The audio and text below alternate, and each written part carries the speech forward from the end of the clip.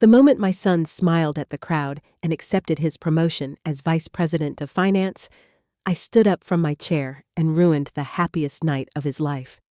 "My name is Vanessa Webb," I said into the microphone, my hands shaking so badly I could barely hold it. "And the man you're celebrating tonight stole nearly $200,000 from his own mother." The ballroom went silent. Ethan froze on stage. His wife, Claire, turned pale beside him. But I wasn't finished. Because the worst part wasn't the money.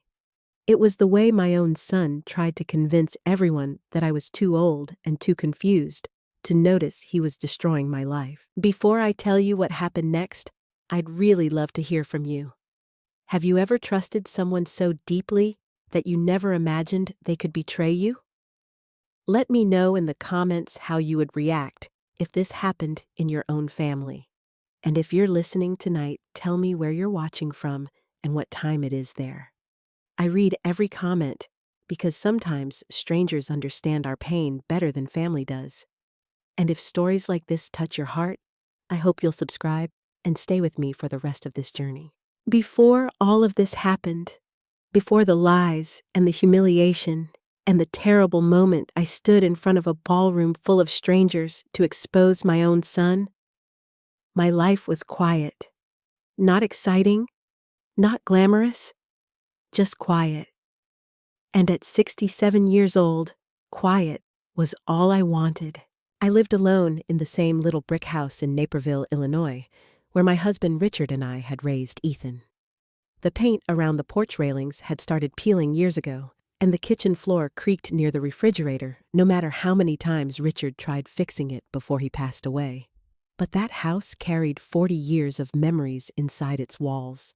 I could still picture Ethan at 8 years old running through the hallway in sock feet after school. I could still hear Richard laughing in the backyard every 4th of July while burning hamburgers on the grill because he always got distracted talking to the neighbors. Some mornings when the sunlight hit the kitchen window just right, I could almost convince myself they were both still there. Richard died 5 years ago after a heart attack that came without warning. One minute, he was complaining about chest pressure while shoveling snow, and the next, I was sitting in a freezing emergency room holding his wedding ring in my palm while a doctor apologized to me. People tell you grief gets easier. I don't think that's true. I think you just learn how to carry it without collapsing in public. After Richard passed, my world became smaller. I retired from nursing 2 years later because my knees couldn't handle 12-hour shifts anymore. I spent 36 years working at Edward Hospital. Night shifts, holidays, double shifts during flu season. I held strangers' hands while they died. I comforted families. I missed birthdays and anniversaries because patients needed me. I wasn't rich, but Richard and I had been careful. Every extra dollar went into savings or retirement accounts. Richard always said, "Vanessa, I don't want you struggling when we're old." He used to joke that one day we'd drive to Maine together and rent a little cabin near the water. He wanted to sit by the ocean and eat lobster rolls like tourists. We never made it there.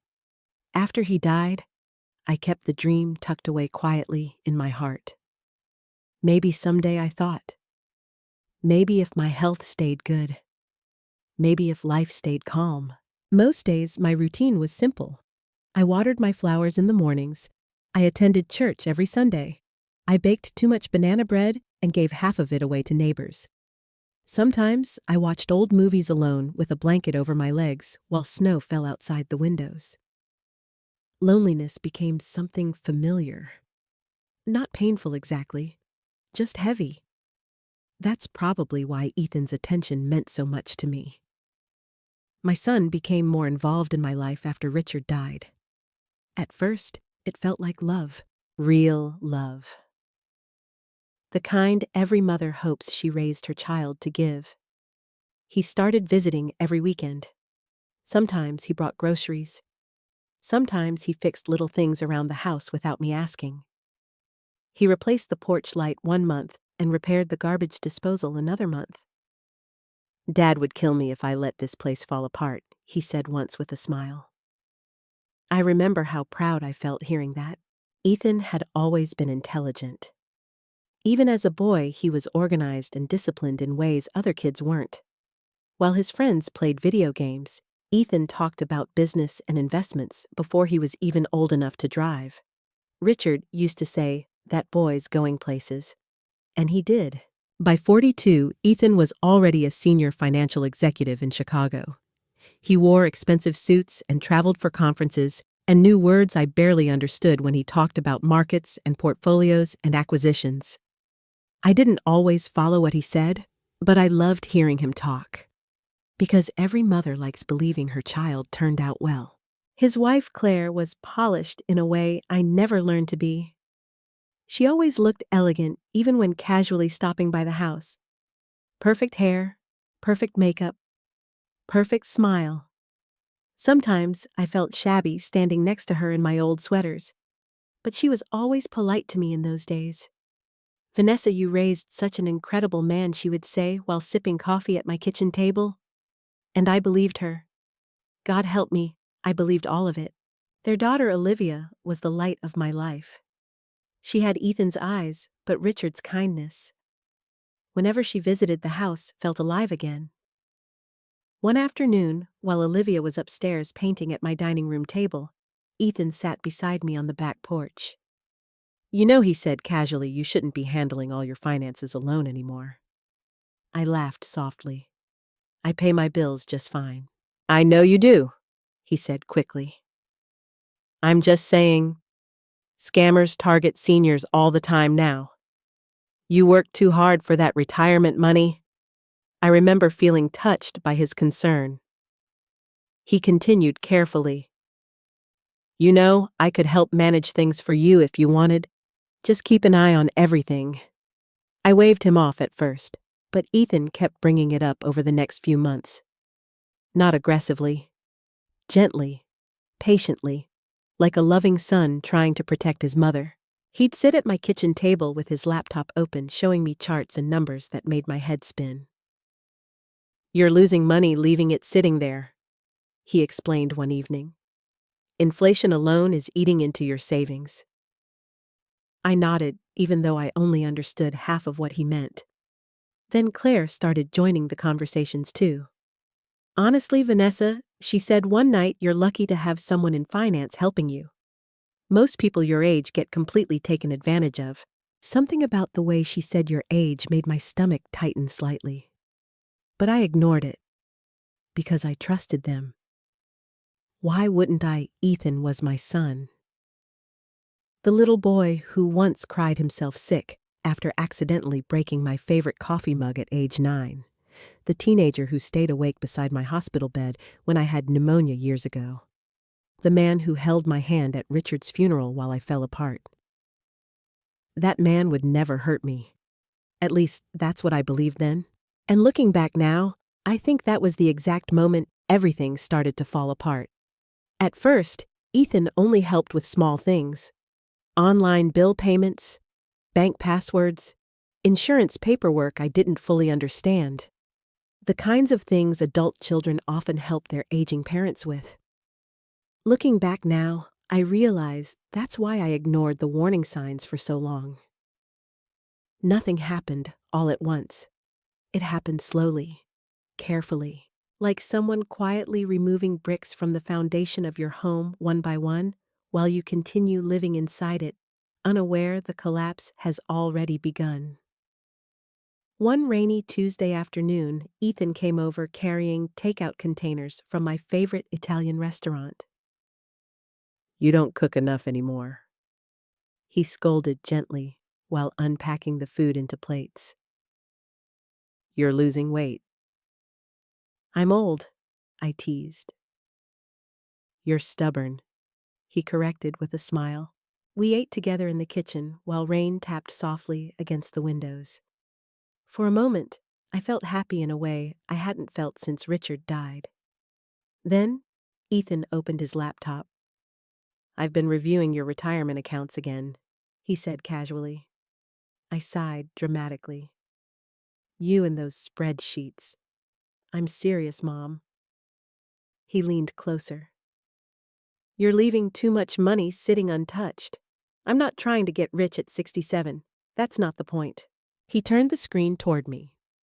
Charts and graphs filled the display. You need better asset management, he explained. Safer diversification? Tax protection? I stared at the numbers helplessly. Financial language always sounded like another country to me. Ethan noticed my confusion and softened his voice. That's exactly why I worry, he said. You trust people too easily. Something about hearing that from my own son made me emotional. After Richard died, I constantly feared becoming vulnerable. The world suddenly felt full of stories about elderly people being tricked or manipulated. Ethan knew that. And maybe that's why his concern worked so well on me. I just don't want anyone taking advantage of you, he continued quietly. I reached over and squeezed his hand. You're a good son. For a second, something strange crossed his face. Not guilt exactly, more like discomfort, but it disappeared so quickly, I questioned whether I imagined it. A few days later, Claire visited while Ethan was still at work. She arrived wearing a cream-colored coat that probably cost more than my monthly grocery budget. Vanessa, your roses are gorgeous, she said while stepping inside. Claire always complimented something before asking for anything. It took me a long time to notice that pattern. I made coffee while she sat at the kitchen table scrolling through her phone.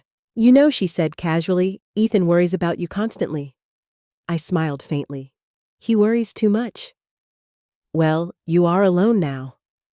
The sentence hit harder than she probably intended. Or maybe exactly as hard as she intended. I looked down at my coffee cup.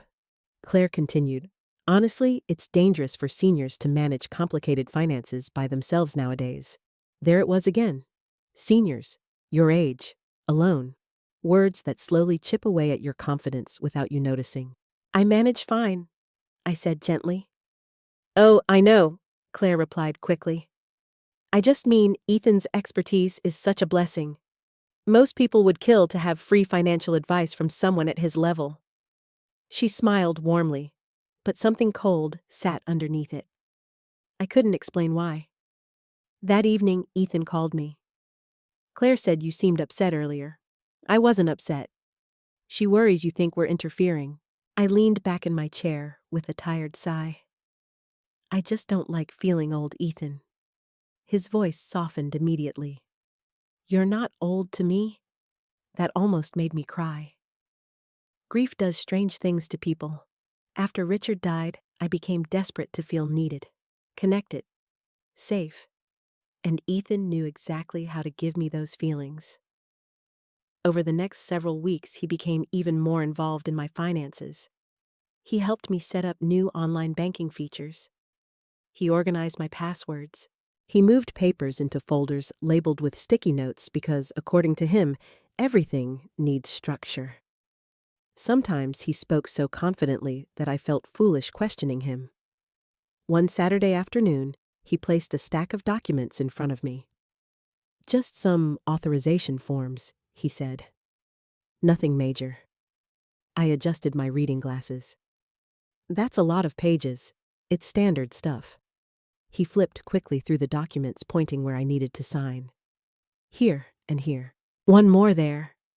I signed because I trusted him, because he was my son, because I was tired, because the tiny print blurred together, because people who love you aren't supposed to trick you. At one point, I asked, what exactly am I signing again? Mostly access permissions in case of emergencies, he answered immediately. If something happens medically, I can handle things for you. That sounded responsible, safe, loving. I signed every page. Now, I sometimes lie awake at night remembering that moment. The sound of my pen scratching against paper. The calm expression on Ethan's face. The way he avoided looking directly at me. A week later, Ethan insisted on taking over my monthly bill payments completely. You shouldn't stress about due dates, he said. I've paid bills for 40 years, and now you don't have to. At first, it felt relieving. I stopped worrying about passwords and online accounts. Ethan said he'd monitor everything carefully. And honestly, part of me enjoyed being taken care of. After spending most of my life caring for everyone else, there was comfort in believing someone wanted to protect me. But slowly, little things began changing. When I asked about account balances, Ethan gave vague answers. When bank statements arrived, he started taking them directly from the mailbox to organize them. Once I noticed him quickly minimizing something on his laptop when I entered the room. What was that, I asked? Work stuff. His answer came too fast. Another time, I overheard Claire speaking sharply to him in the hallway during Olivia's birthday dinner. We can't keep bleeding money like this, she hissed. Then silence. When they returned to the dining room, both were smiling again. I told myself every marriage had stress. Every family had private conversations. Still, an uncomfortable feeling began growing quietly inside me. Not suspicion exactly. More like instability. Like walking across ice that hasn't cracked yet, but no longer feels solid beneath your feet. Then one evening, Ethan sat beside me on the couch while I watched television. You should really consider updating your estate plans too, he said casually. I muted the TV, my estate plans, just to simplify things later. I laughed nervously. Hopefully later is a long way away. Of course, he said quickly. I'm just thinking ahead. Then he added something that stayed with me long after he left.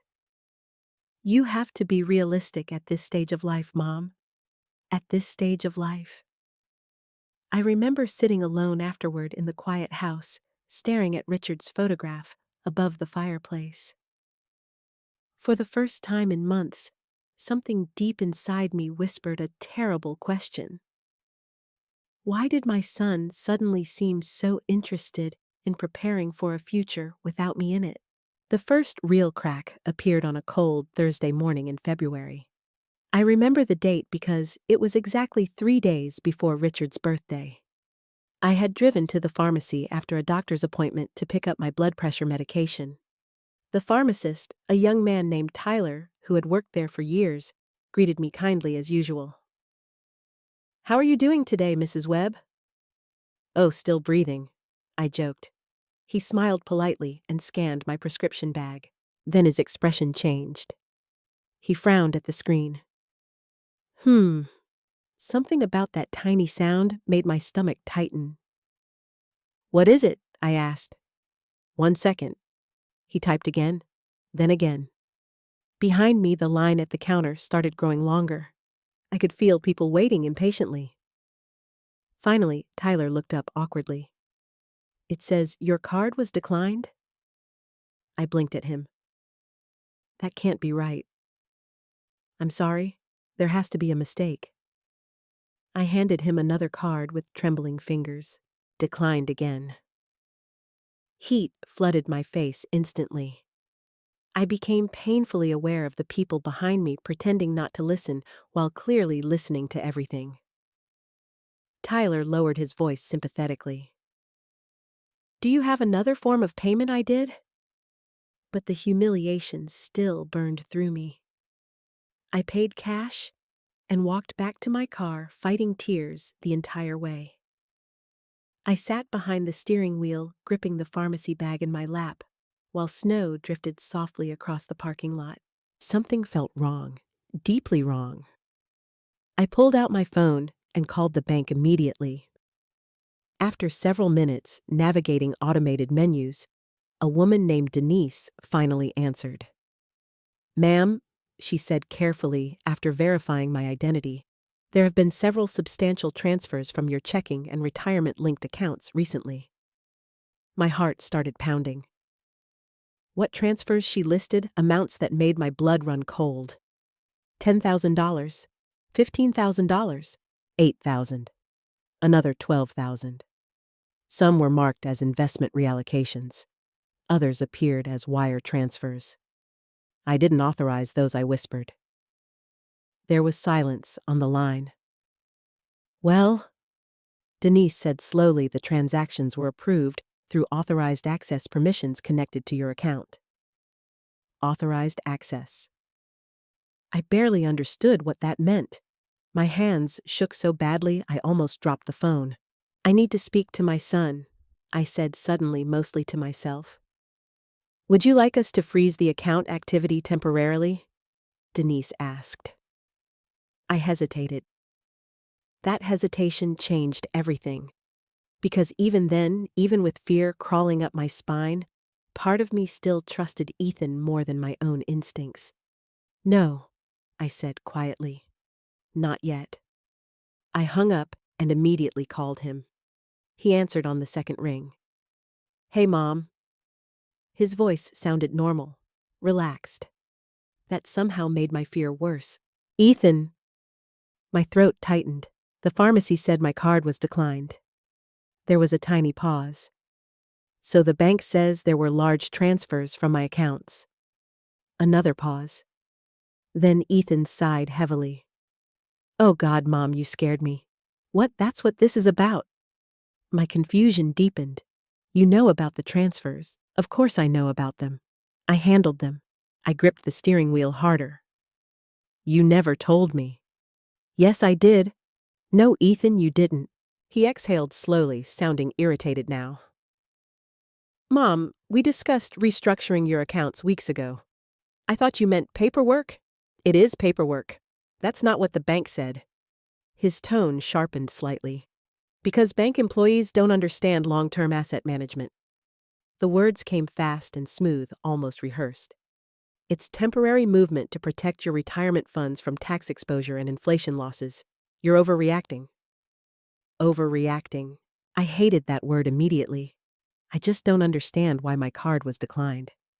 That's probably a processing delay. A delay? Yes. How long, I don't know, Mom. Something in his voice felt different now. Not loving. Not patient. Tense. Like I was becoming inconvenient. Do not call the bank again until I look into this, he said firmly. I blinked in surprise. Why? Because they'll flag unnecessary activity and complicate things. But it's my account. I know that, he snapped. Silence fell between us. Then his tone softened instantly, almost unnaturally fast. Look, I'll come by tonight and explain everything.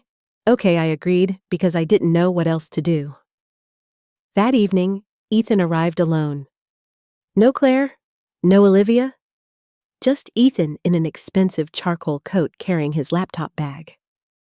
The moment he walked inside, he headed straight for my kitchen table, like a man arriving at a business meeting instead of his mother's house. You're panicking over nothing, he said while opening his computer. I stood near the counter watching him. Then explain it to me. I already did. No, you used words I don't understand. He rubbed his forehead impatiently. I moved portions of your money into better performing positions temporarily. Positions, investments. You invested my retirement money. Mom, stop saying it like that. Like what? Like I stole it. The word hit the room hard. Stole. Neither of us moved for a second. Then Ethan leaned back in his chair and forced a small laugh. Jesus, Mom. You really think I'd steal from you? I wanted to say no immediately, but something stopped me. Maybe it was the irritation in his eyes. Maybe it was how defensive he sounded. Or maybe it was because, for the first time in my life, my son felt like a stranger sitting in my kitchen. I don't know what to think, I admitted quietly. His expression changed instantly. Hurt, offended, manipulated. All I've done is help you. I know. You'd be completely lost handling these things yourself. That sentence stung more than I expected. I handled my life before you were born, I said softly. He stood abruptly. That's not fair. What isn't fair? The way you're treating me right now. Treating him? I stared at him in disbelief. I was humiliated at a pharmacy today, and I said I'd fix it. You should have warned me. I didn't think you'd understand the technical details. Again, that same implication. Too old, too confused, too incapable. Ethan closed his laptop sharply. Honestly, Mom, this is exactly why I worried about you managing things alone. I folded my arms tightly across my chest. What does that mean? It means you get emotional instead of logical. There was something cold in his face now. Something I had never seen before. Then suddenly, he seemed to realize he'd gone too far. He softened his voice again. Look, he said quietly, I'm trying to protect you. I wanted desperately to believe him. Desperately. But fear had already entered the room, and once fear enters a family, it never leaves quietly. Ethan stayed another hour pretending to explain investments while my mind spun in circles. Before leaving, he gathered several envelopes from my counter. I'll organize these too. I almost told him no. Almost. But old habits are hard to break, especially the habit of trusting your child. After he left, I stood at the living room window watching snow fall across the street. About 10 minutes later, I realized Ethan had forgotten his phone charger. I grabbed it and stepped outside quickly. His car was still parked near the curb. As I approached, I heard his voice through the partially open driver's side window. She still trusts me, he said sharply into the phone. A pause. Then, don't panic yet. I froze. Every hair on my arm stood up. I couldn't hear the person speaking on the other end. But I heard Ethan clearly. And in that moment, for the very first time, I felt truly afraid of my own son. For 3 days after overhearing Ethan in the car, I barely slept. Every sound inside the house seemed louder than usual.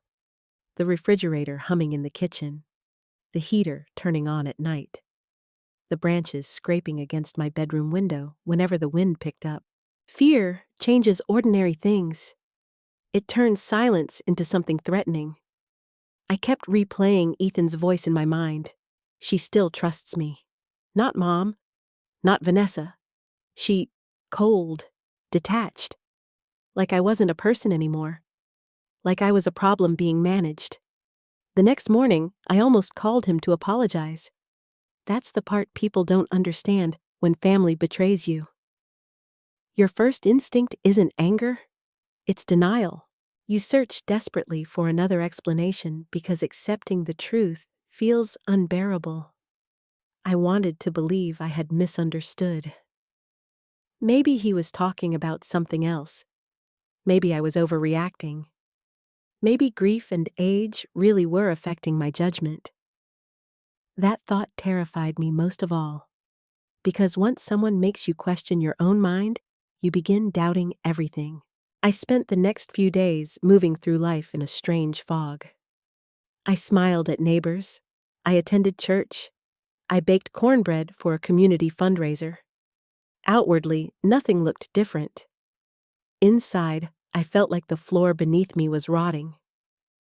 Then the envelope arrived. It came on a gray Monday afternoon, mixed in with grocery coupons and advertisements. At first glance, it looked ordinary, just another financial statement. But the return address caught my attention immediately. Harbor Crest Capital Management. I frowned. I didn't recognize the company. I carried the envelope inside and sat at the kitchen table beneath the same hanging light Richard installed years earlier. My hands already felt shaky before I even opened it. Inside was a quarterly financial summary. I stared at the numbers for several seconds before my brain fully understood what I was seeing. Withdrawal $48,000. Transfer $32,000. Asset movement $76,000. Additional linked account transfer $41,500. My breathing turned shallow. I flipped through the pages faster. At the top corner of several documents was the name of the receiving entity, Web Strategic Holdings, LLC. My son's company. I felt physically sick. Actually sick. The room tilted slightly around me. No, I whispered aloud. I grabbed my reading glasses again, convinced I had misunderstood something. But the numbers stayed the same. Nearly $200,000 had disappeared from my retirement accounts. My retirement. Mine and Richard's entire safety net. Gone. I don't remember standing up from the table. I only remember suddenly being in the bathroom, vomiting into the sink, while tears streamed down my face. My knees hurt as I sank to the floor.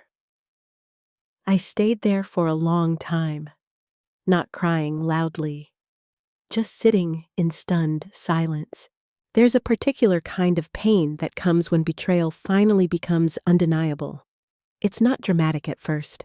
It's hollow. Like your body no longer knows how to function because the person who hurt you is the same person you love. Eventually, I forced myself back to the kitchen table and called the bank again. This time, I asked more direct questions. A different representative answered. His name was Michael. "Mrs. Webb," he said carefully after reviewing the account. "The transfers appear authorized through an active power of attorney agreement." My stomach dropped. What power of attorney? The documentation filed several months ago. I never filed power of attorney. There was silence. Then typing.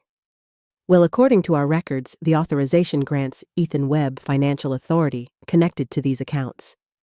I gripped the edge of the table so hard my fingers cramped. "No," I whispered. No, that's impossible. Would you like us to send copies of the documentation?" "Yes." My voice cracked badly. "Yes, please." When the email arrived 20 minutes later, I opened the attachment with trembling hands. There it was, my signature, or something close enough to fool people. The document granted Ethan broad financial control over portions of my accounts. I stared at the signature until my vision blurred. Had I signed this? I honestly didn't know. That terrified me even more. Then slowly, memory returned. Stacks of paperwork. Ethan flipping pages quickly. Just routine authorization forms. I covered my mouth as realization hit me.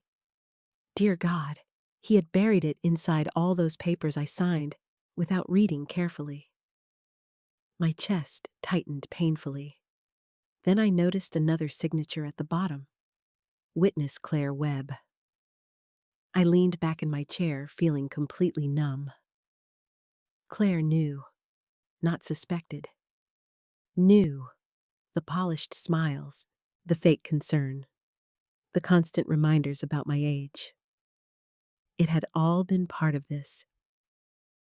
I suddenly remembered something Claire once said while helping me clean after Thanksgiving dinner. "You're lucky Ethan is willing to handle things now, before everything becomes complicated later."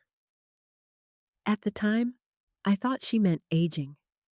Now I realized she meant control. My hands shook violently as I continued reading the documents. Several transfers had occurred on dates I barely remembered. Then one date stopped me cold. September 18th. I knew that date instantly. That was the day I had fallen down my basement stairs. I spent 11 hours in the emergency room with a concussion and stitches above my eye. There was no possible way I had approved financial transfers that day. No possible way. A cold wave of horror moved through my body. Ethan hadn't simply manipulated me. He had been actively using moments when I was vulnerable, possibly incapacitated. I suddenly remembered waking up groggy after my hospital visit and seeing Ethan sitting beside my bed holding paperwork. At the time, I assumed they were insurance forms. I had signed wherever he pointed because my head hurt too badly to focus. "Oh my God," I whispered. The realization hit so hard, I started crying again. Not graceful tears, broken ones. The kind that leave you gasping for air. I kept thinking about Richard, about how hard he worked, how many birthdays he missed working overtime at the fire department, how proud he was that we'd built financial security together, and our own son had taken it. That evening, Ethan called casually, as if nothing had happened. "Hey, Mom." I couldn't speak for a second. "You okay?" His voice sounded normal, warm even. The contrast nearly destroyed me. "I got a statement in the mail," I said quietly. Silence. "Then what statement? From Harbor Crest?" Another silence. "Longer this time. You weren't supposed to get that copy." The sentence slipped out before he could stop himself. I closed my eyes slowly. There it was. Truth. Ugly and undeniable. "Ethan," I whispered, "how much money did you take from me?" His tone changed instantly. Defensive. Sharp. "Don't say it like that. Answer me." "It wasn't stealing. How much you're overreacting." "How much?" Finally, he snapped. "It was an investment." I flinched at the anger in his voice. "You used my retirement money without telling me. I was trying to grow it. You lied to me. I was going to replace it before you noticed." Before you noticed. Not before asking permission. Not before explaining. Before I noticed. That distinction shattered something inside me forever. Then came the sentence, "I will never forget as long as I live." You don't even understand how these things work, Mom. Not concern, not guilt. Contempt. Like I was stupid. Like I should be grateful he stole from me professionally. And in that moment, sitting alone in my kitchen, while snow fell outside the windows Richard once painted, I realized something devastating. My son no longer saw me as his mother. He saw me as an asset.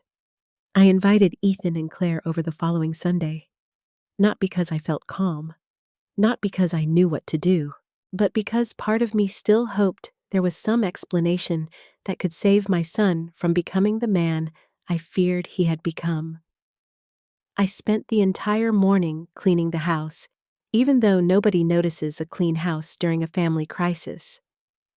I vacuumed the living room, wiped down kitchen counters, folded blankets already folded.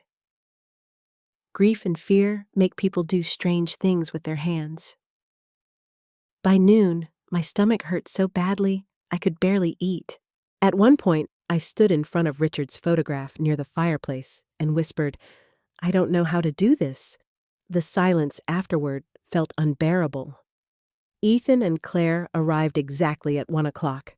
Of course they did. Ethan had always been punctual. Claire entered first carrying a lemon pie from a bakery downtown, as if we were attending a normal Sunday lunch. "Vanessa," she said warmly, leaning in for a quick hug. "You look tired." I stared at her for a moment too long. Did she hear herself? Of course I looked tired. My son and daughter-in-law had drained nearly $200,000 from my retirement accounts. Ethan stepped inside behind her. "Hey, Mom." He sounded cautious, measured, like someone approaching a nervous animal. I noticed immediately that he wasn't making direct eye contact. That hurt more than anger would have. We sat around the kitchen table where hundreds of ordinary family conversations had happened over the years. Birthday dinners, Christmas planning, Olivia coloring pictures while Richard told old firehouse stories. Now the room felt cold, foreign. Claire folded her hands politely. "So," she said softly, "Ethan said you've been upset." Upset. I almost laughed. Instead, I reached into the folder beside me and slowly slid the financial statements across the table. "I want the truth." The room went completely still. Ethan barely glanced at the papers. Claire's expression tightened for only a second before smoothing out again. "What exactly are you accusing us of?" she asked carefully. Us? Interesting. I'm not accusing anyone, I said quietly. I'm asking my son why almost $200,000 disappeared from my retirement accounts. Ethan leaned back in his chair with a frustrated sigh. Mom, we've already discussed this. No. You explained investments. You never explained why my money ended up in your company account. His jaw tightened. It was temporary. How temporary silence. I looked directly at him. How much of it is left? That question landed hard. For the first time, Ethan looked nervous. Real nervous. Claire immediately jumped in. Vanessa, I think everyone's emotions are escalating right now. I turned toward her slowly. My husband worked 38 years in the Chicago Fire Department. I worked 36 years as a nurse. That money was supposed to carry me through the last years of my life. Claire swallowed, but stayed silent. I looked back at Ethan. Where is it? Finally, he exploded. It's not gone. His voice echoed through the kitchen. I flinched instinctively. He immediately lowered his tone again. Mom? Please stop acting like I robbed you.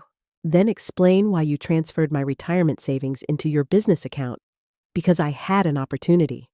The honesty of that answer stunned me. No apology, no shame, just justification. What kind of opportunity a short-term investment project? With my money, with borrowed capital. It was not yours to borrow. Claire sighed dramatically and rubbed her temples. Vanessa, you're looking at this emotionally instead of financially. I stared at her in disbelief. Emotionally, I felt something inside me harden for the first time. My husband is dead, I said quietly. That money was all the security I had left. Ethan leaned forward urgently, and I was trying to grow it. You gambled it. It wasn't gambling, then why hide it? His face darkened instantly. Because I knew you wouldn't understand. That sentence cut deeper than almost anything else. Not because it was cruel, because it was arrogant. He genuinely believed his intelligence gave him permission to control me. I'm your mother, I whispered, and I'm the one who understands finance. There it was again, that contempt, that impatience. Like my age had erased my right to basic respect. Claire reached over and touched Ethan's arm gently. Calm down. No, he snapped. I'm tired of being treated like some criminal after everything I've done for her. For her. Not with her. Not helping her. Managing her. I looked at the expensive watch on his wrist. The tailored coat hanging near the doorway. The luxury SUV parked outside my little house. And suddenly, pieces started fitting together in my mind. How bad are your debts? I asked quietly. Silence. Ethan looked away. Claire answered too quickly. We're fine. That meant they weren't. I had spent decades around patients and grieving families. You learn how to recognize panic hiding behind composure. How bad, I repeated. Ethan stood abruptly from the table. You have no idea how much pressure I'm under. I blinked at him. Pressure. He started pacing the kitchen. You think success just happens? You think people in my position can afford mistakes? You used my retirement money because you wanted to look successful. It wasn't supposed to turn out like this. Finally, truth. Ugly, desperate truth. I felt tears burning my eyes. How much did you lose? He stopped moving. Then quietly, most of it. The room tilted around me. Claire spoke immediately. It's not lost permanently. How much, I whispered again. Ethan rubbed both hands over his face. About 140,000. I physically gasped. My chest hurt so sharply, I thought something might actually be wrong with my heart. Claire leaned forward quickly. Vanessa listened to me carefully. Ethan fully intended to recover everything. You spent my retirement. It was an investment strategy. You bought a new car that has nothing to do with this. You renovated your kitchen that's completely separate. I looked at Ethan. You used my money to finance your life. His silence answered me, and suddenly, every little detail from the past year replayed differently in my mind. The luxury vacations, Claire's designer handbags, the expensive wine at dinner, the constant pressure to appear successful. It had all been built partly on my stolen future. I started crying then, not loudly, just quiet broken tears sliding down my face. Ethan looked uncomfortable, more than remorseful. That realization devastated me. You could have asked me, I whispered. He frowned. What if you were in trouble? If you were drowning financially? You could have come to me. You didn't understand the scale of it. That's not the point. My voice cracked badly. You lied to me. For a moment, guilt finally appeared in his eyes. Then it vanished again, behind frustration. You're acting like I'm some monster. I stared at him for a long time, then softly asked the question I had been terrified to say aloud. Did you ever plan to tell me the truth? Neither Ethan nor Claire answered, and that silence told me everything. I stood slowly from the table. I think you should leave. Ethan's face hardened immediately. Mom number Claire rose too. Vanessa threatening family over financial misunderstandings is dangerous. Misunderstandings. I almost laughed again.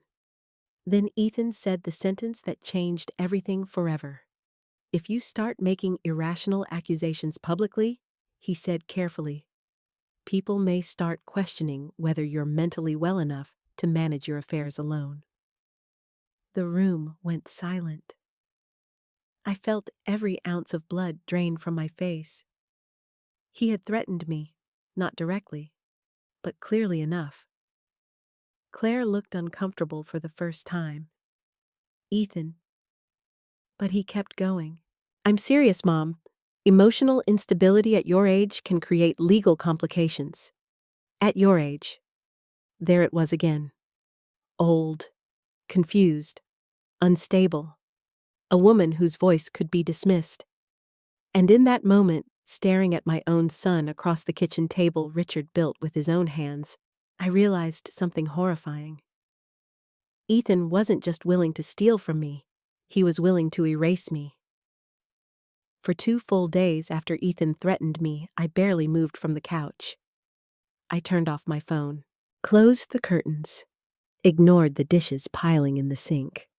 The house felt darker somehow, even during daylight. Not physically dark, emotionally dark, like something poisonous had settled into the walls. I kept replaying his words over and over in my head. People may start questioning whether you're mentally well enough. I had spent most of my life caring for vulnerable people. As a nurse, I had seen elderly patients dismissed, ignored, manipulated, and spoken over by their own families. And now my own son was using that exact fear against me. I couldn't stop shaking, not from anger, from humiliation. Because part of me had actually believed him for a moment. That's what manipulation does.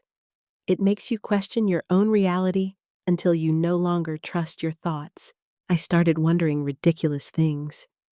Had I become forgetful lately? Had I signed more documents than I remembered? Was I overreacting emotionally? Every time those thoughts entered my head, I hated myself for them. On Wednesday morning, my best friend Diane Carter knocked on my front door. I almost didn't answer. But Diane wasn't the type of woman who accepted silence politely. She knocked again. Then a third time. Vanessa, she called through the door, either open this door or I'm using the emergency key you gave me 10 years ago. Despite everything, I almost smiled. I opened the door slowly. The second Diane saw my face, her expression changed. Oh, honey. That was all it took. I burst into tears immediately. Diane pulled me into her arms right there in the doorway, while I cried harder than I had cried even at Richard's funeral. Because grief is easier than betrayal. Death is cruel, but betrayal feels personal. Diane guided me to the couch and wrapped a blanket around my shoulders like I was one of her children instead of a 68-year-old woman falling apart in her living room. "What happened?" she asked softly. At first, I could barely speak. Then everything came pouring out. The missing money, the paperwork, the threats, the hospital documents, Claire's involvement, Ethan implying I was mentally unstable. Diane listened without interrupting once. That's one thing I've always loved about her. She doesn't rush pain. When I finally finished, silence filled the room for several seconds. Then Diane asked quietly, "Do you know what this is called?" I wiped my eyes weakly. "A nightmare." "No." Her voice sharpened. "Financial elder abuse." The words landed heavily. Abuse. I hated hearing my life described that way. "That sounds dramatic," I whispered. "No, Vanessa. What's dramatic is stealing retirement money from your widowed mother and threatening to declare her mentally incompetent." I stared at the floor. Saying it that directly somehow made everything feel even more real. Diane had spent nearly 20 years working as a legal secretary before retiring. She wasn't emotional in a crisis. She became focused, sharp, dangerously calm. "Do you still have all the paperwork?" "Yes." "Good." "Diane?" My voice shook. "I don't want Ethan arrested." She looked at me carefully. "That may not be your choice anymore." I immediately started crying again. "He's still my son." "I know. What kind of mother destroys her own child?" Diane leaned closer. What kind of son destroys his mother's future? That question silenced me completely. Because deep down, beneath all the fear and heartbreak and denial, I already knew the answer.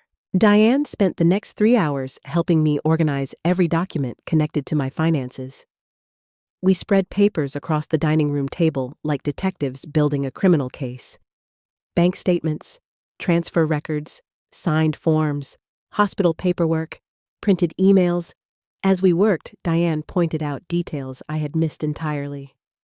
"Look at these dates," she said. I leaned closer. Several large transactions had occurred within days of my hospitalization after falling down the basement stairs. One transfer happened while I was literally in the emergency room. "Oh my God," I whispered again. Diane's expression hardened.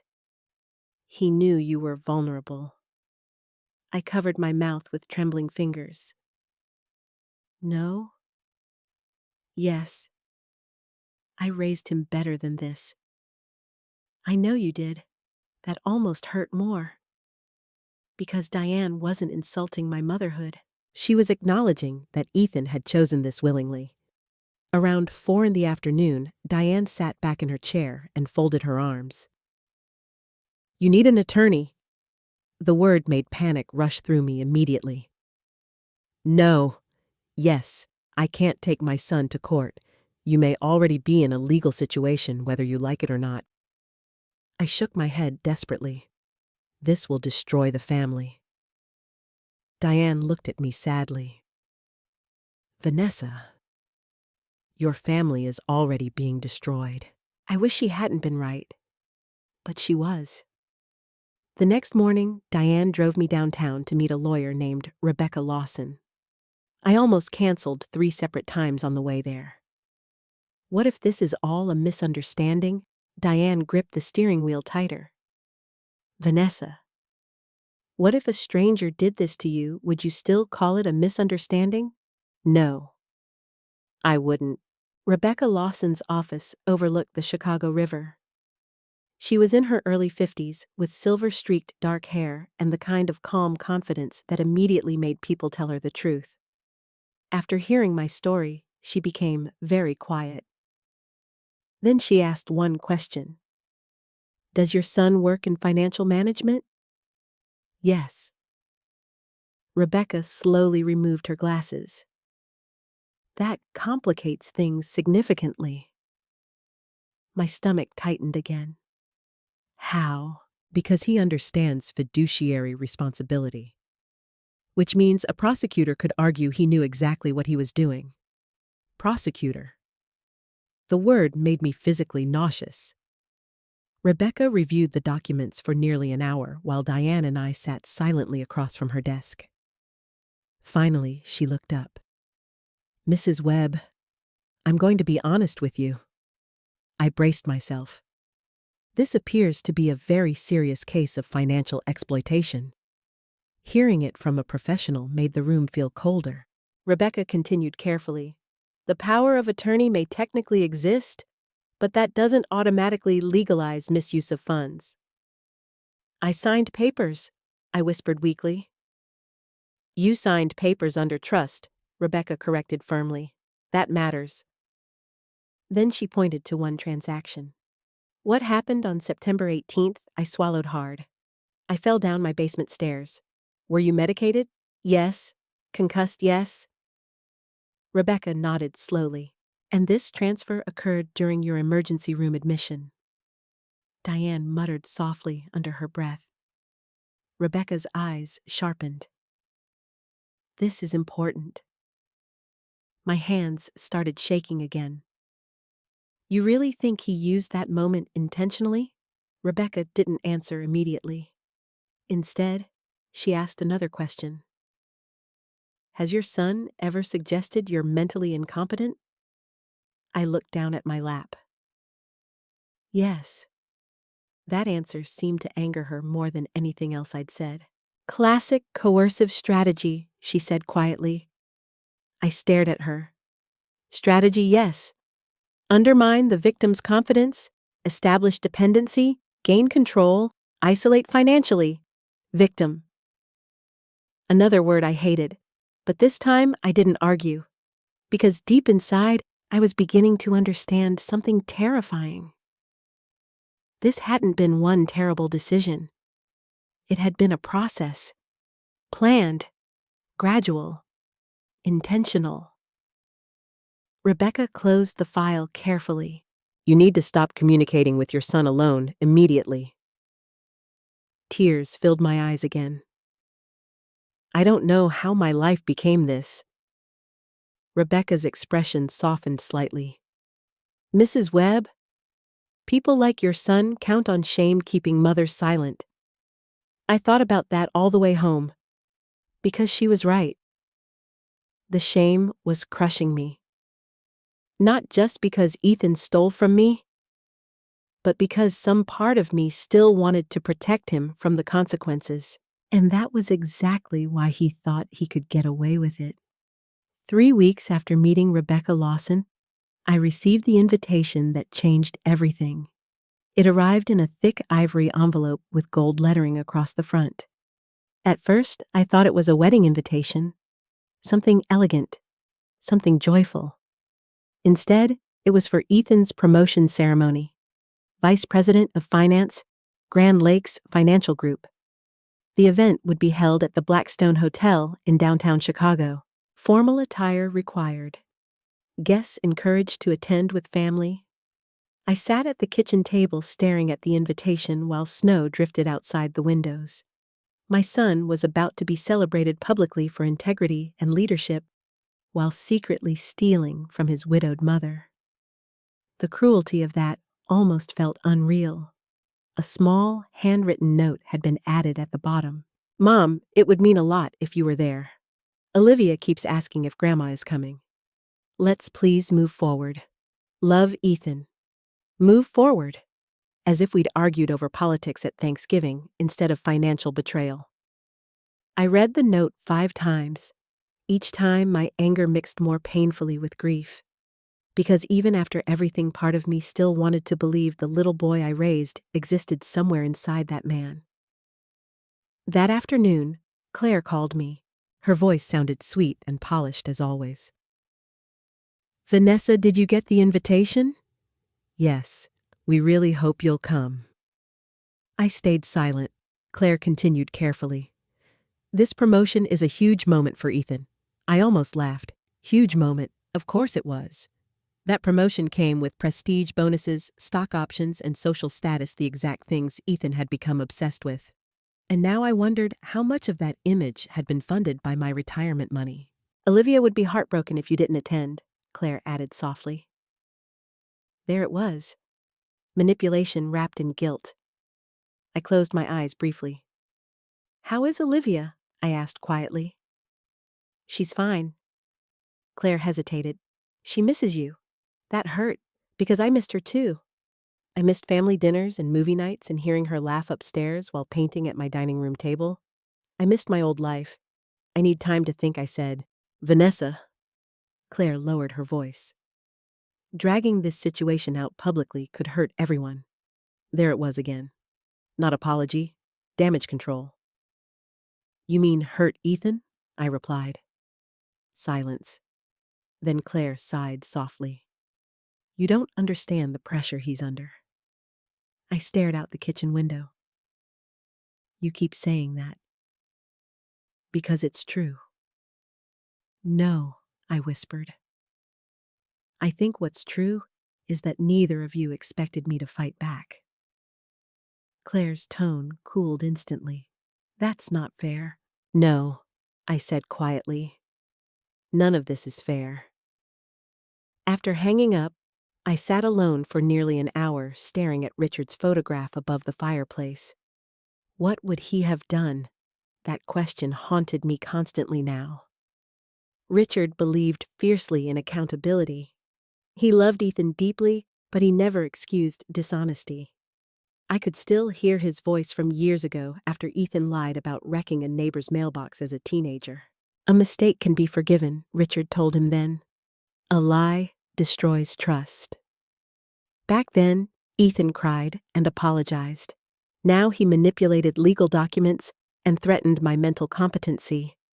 How had we gotten here? That evening, I drove to Diane's house with the invitation in my purse. She read it once and muttered, "The nerve of him. I think he wants me there to make everything look normal." Of course he does. I sat heavily on her couch. What if I just don't go? Diane looked at me carefully. "Is that what you want?" "I don't know what I want anymore." And it was true. Part of me wanted to disappear quietly and avoid the humiliation entirely. Another part wanted to scream the truth in the middle of that ballroom. Diane folded the invitation slowly. "Vanessa, do you know what men like Ethan rely on most?" I shook my head. Silence. The word hung heavily between us, because she was right. Everything about this situation depended on my silence. My silence protected Ethan's career. My silence protected Claire's lifestyle. My silence protected the illusion that our family was healthy. Meanwhile, I was the one terrified about paying medical bills someday. The injustice of that started awakening something inside me. Not revenge. Something colder. Clarity. 2 days later, Rebecca called, asking me to come to her office again. When I arrived, she had several files spread across her desk. "I've been reviewing additional financial records," she said carefully. My stomach tightened immediately. "What does that mean?" "It means your son's situation may be more unstable than we initially thought." She slid a document toward me. Several business loans connected to Ethan's company appeared overdue. Credit obligations, investment losses, debt restructuring notices. I stared at the pages in disbelief. "He's drowning financially," I whispered. Rebecca nodded slowly. "That appears likely." Suddenly, everything made horrible sense. The expensive lifestyle, the desperation, the escalating transfers from my accounts. He wasn't investing my money, I realized aloud. He was covering losses. Rebecca didn't answer directly. She didn't need to. Then she said something that chilled me. There's another issue. What your son's company has initiated internal compliance reviews involving unusual financial behavior among senior staff. I blinked. You mean they suspect him? Not specifically yet. But financial executives undergo ethics scrutiny regularly, especially before promotions. A strange numbness spread through me. So while he was stealing from me, he was simultaneously preparing for a promotion based partly on trustworthiness and fiduciary leadership.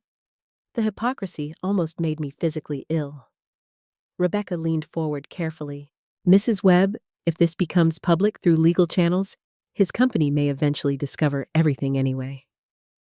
I swallowed hard. I never wanted to destroy my son. I know, but I also can't let him erase what he did. Rebecca studied me quietly. Then she asked the question that changed the direction of everything. What would happen if you told the truth before he had the chance to control the narrative? I stared at her. You mean publicly? I mean honestly. The room felt very still. My heartbeat became loud in my ears. I couldn't stand up in front of people and humiliate him. Rebecca's expression softened. He humiliated you first.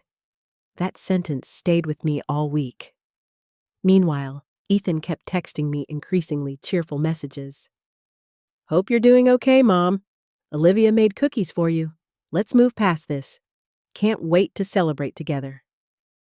Each message felt surreal now, like watching someone carefully paint over rot spreading beneath a wall. Then, 4 nights before the promotion ceremony, something happened that pushed me closer to a decision.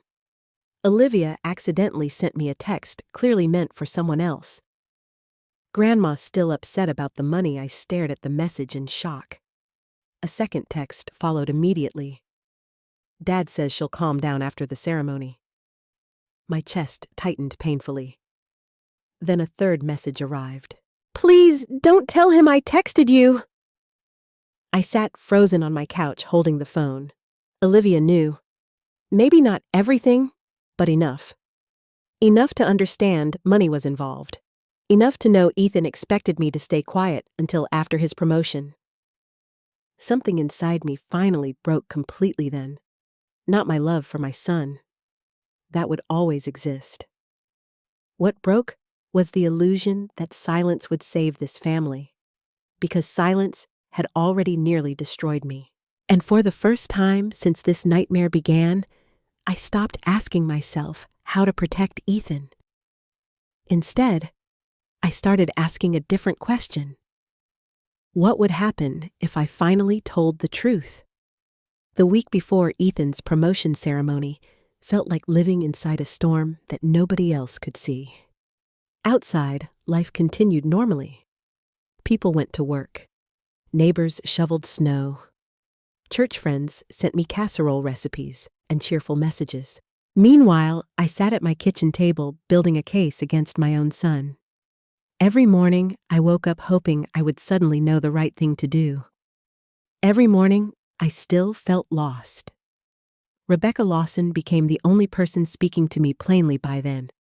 No false comfort, no denial, just truth. You need to prepare emotionally, she told me during one meeting. Because once this becomes public, there's no putting it back inside the box. I stared at the folders spread across her conference table. Bank transfers, email records, account authorizations, transaction histories, evidence. That word still felt impossible connected to Ethan. Rebecca organized everything carefully. If you decide to confront him publicly, she explained, you must stay calm. Facts matter more than emotion. I don't know if I can stay calm. You can. Her confidence surprised me. Then she said something that stayed with me. People will expect an elderly woman to appear confused and unstable. Ethan is counting on that perception. Don't give him what he expects. That angered me more than I expected, because she was right. The entire foundation of Ethan's manipulation depended on making me seem emotional, forgetful, fragile. A grieving widow too confused to understand finances. And for months, I had almost believed that version of myself too. But slowly, something inside me was changing. Pain was turning into clarity. I started reviewing documents myself every evening at home. Not because I understood finance suddenly, but because I needed to understand how my own son had dismantled my trust piece by piece. I noticed patterns now. The transfers increased whenever Ethan faced financial pressure.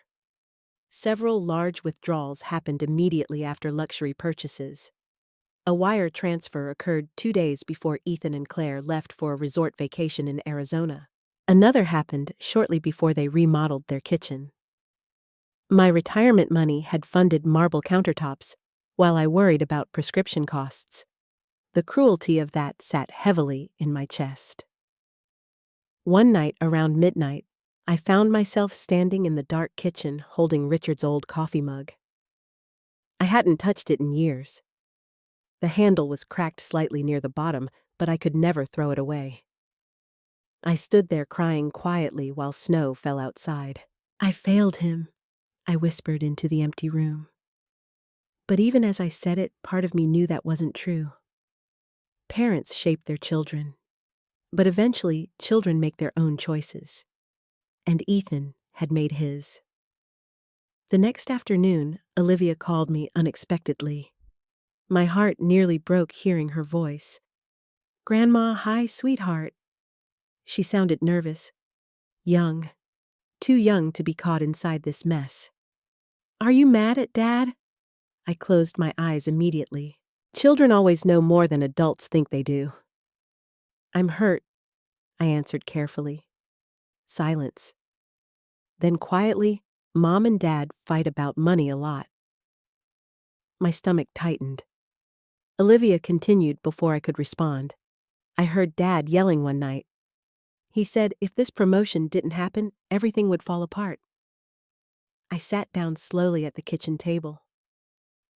"What do you mean, I don't know?" Her voice trembled slightly. "But he's been really stressed." That word again. Stress. Pressure. As if those things justified betrayal. "Olivia," I said gently, "none of this is your fault. I know." But she didn't sound convinced. Then came the sentence that shattered me completely. "I think Dad's scared of you now." Scared of me. Not ashamed. Not sorry. Scared. Because for the first time in his life, I was no longer protecting him.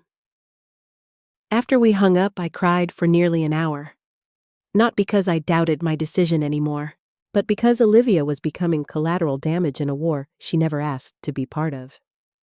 That evening, Diane came over carrying Chinese takeout neither of us really ate. She watched me push noodles around the plate for several minutes before speaking. "You still want to cancel everything?" It wasn't a question. "Yes." "Why? Because I'm his mother." Diane leaned back in her chair.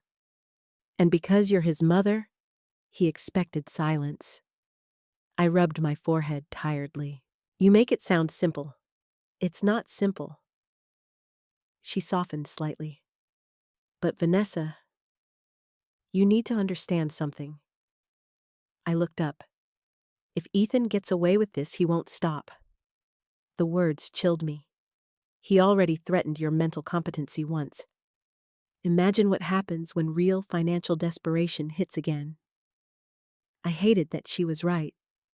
Because deep down, I already knew Ethan's problem wasn't just money anymore. It was entitlement. He believed his success mattered more than my safety. And people who believe that rarely stop voluntarily. 3 days before the ceremony, Rebecca invited me to her office again. This time, another man sat beside her. Mrs. Webb. Rebecca said carefully, "This is Daniel Harper. He works in corporate compliance consulting." The man nodded politely. My anxiety spiked instantly. "Why is he here?" Rebecca folded her hands. "Because we discreetly verified something important." I waited silently.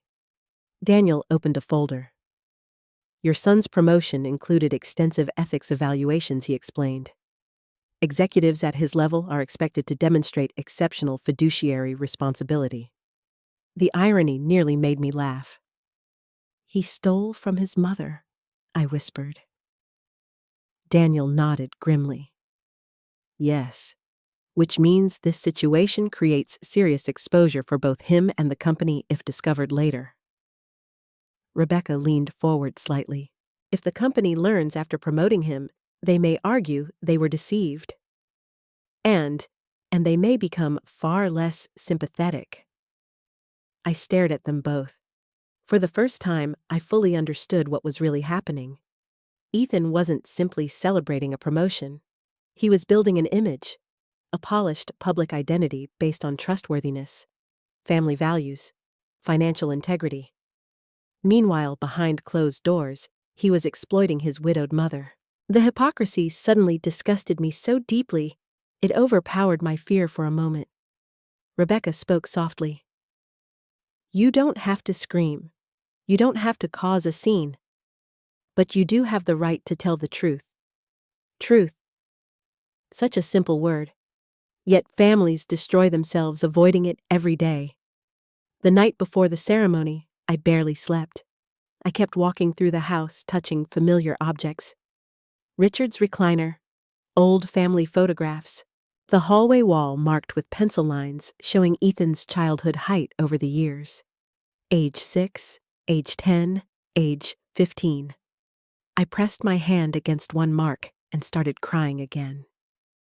How does a little boy become someone capable of this? I still don't fully know. Around 2 a.m, my phone buzzed beside me. A text from Ethan. "Can't wait to see you tomorrow, Mom. This means everything to us." I stared at the message for a long time. Then another arrived. "I know things have been difficult lately, but tomorrow is a chance to move forward as a family. Move forward, not apologize, not confess, not repair. Simply move past it quietly." I finally understood then. Ethan still believed my love for him would outweigh my love for myself. He believed motherhood meant endless forgiveness without consequences.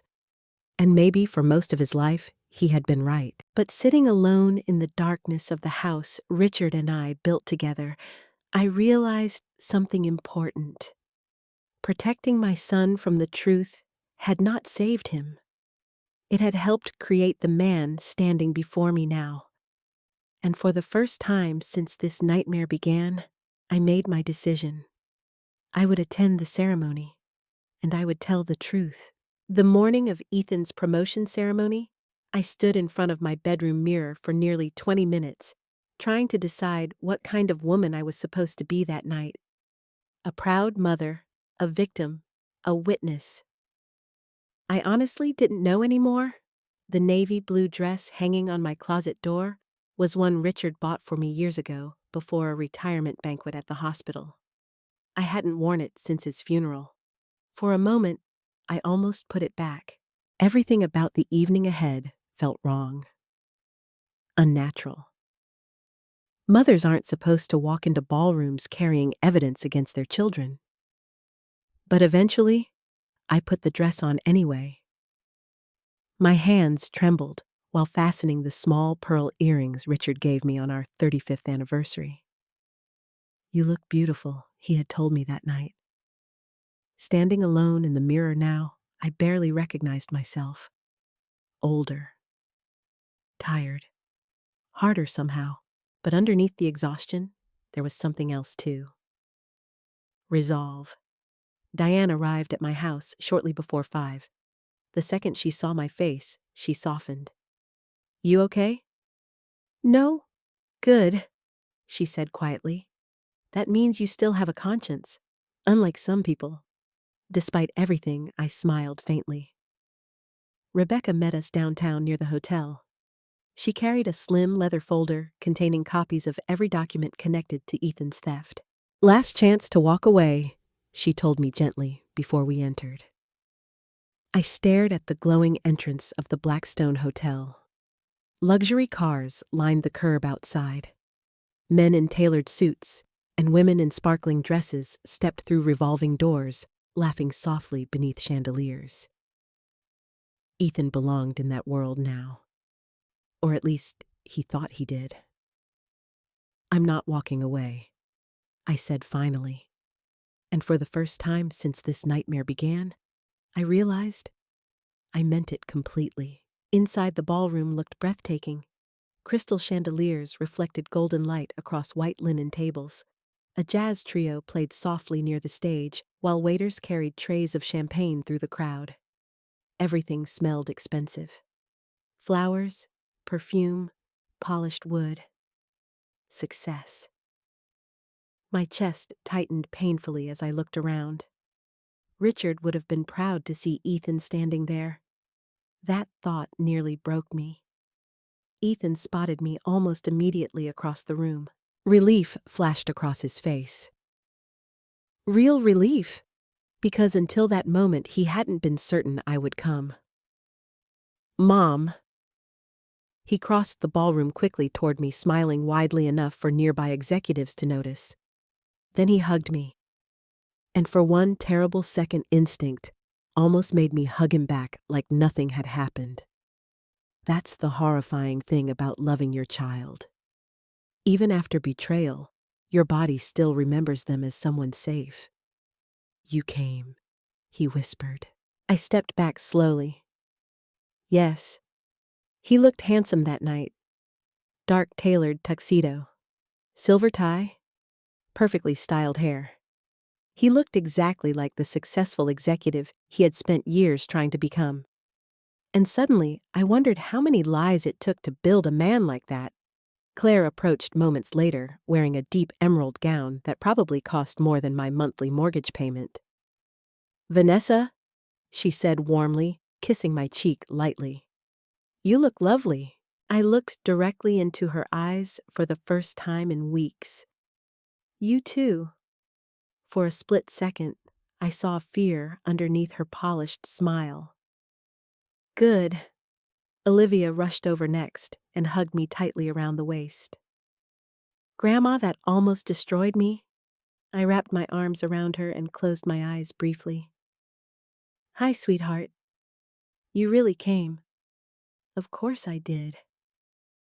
Olivia looked relieved in the innocent way children do when adults temporarily stop pretending everything is normal. "I saved you a seat near us," she said excitedly. I glanced toward the front tables. Family section. Of course, the perfect image. Ethan's successful life displayed neatly for everyone to admire. "Thank you," I said softly.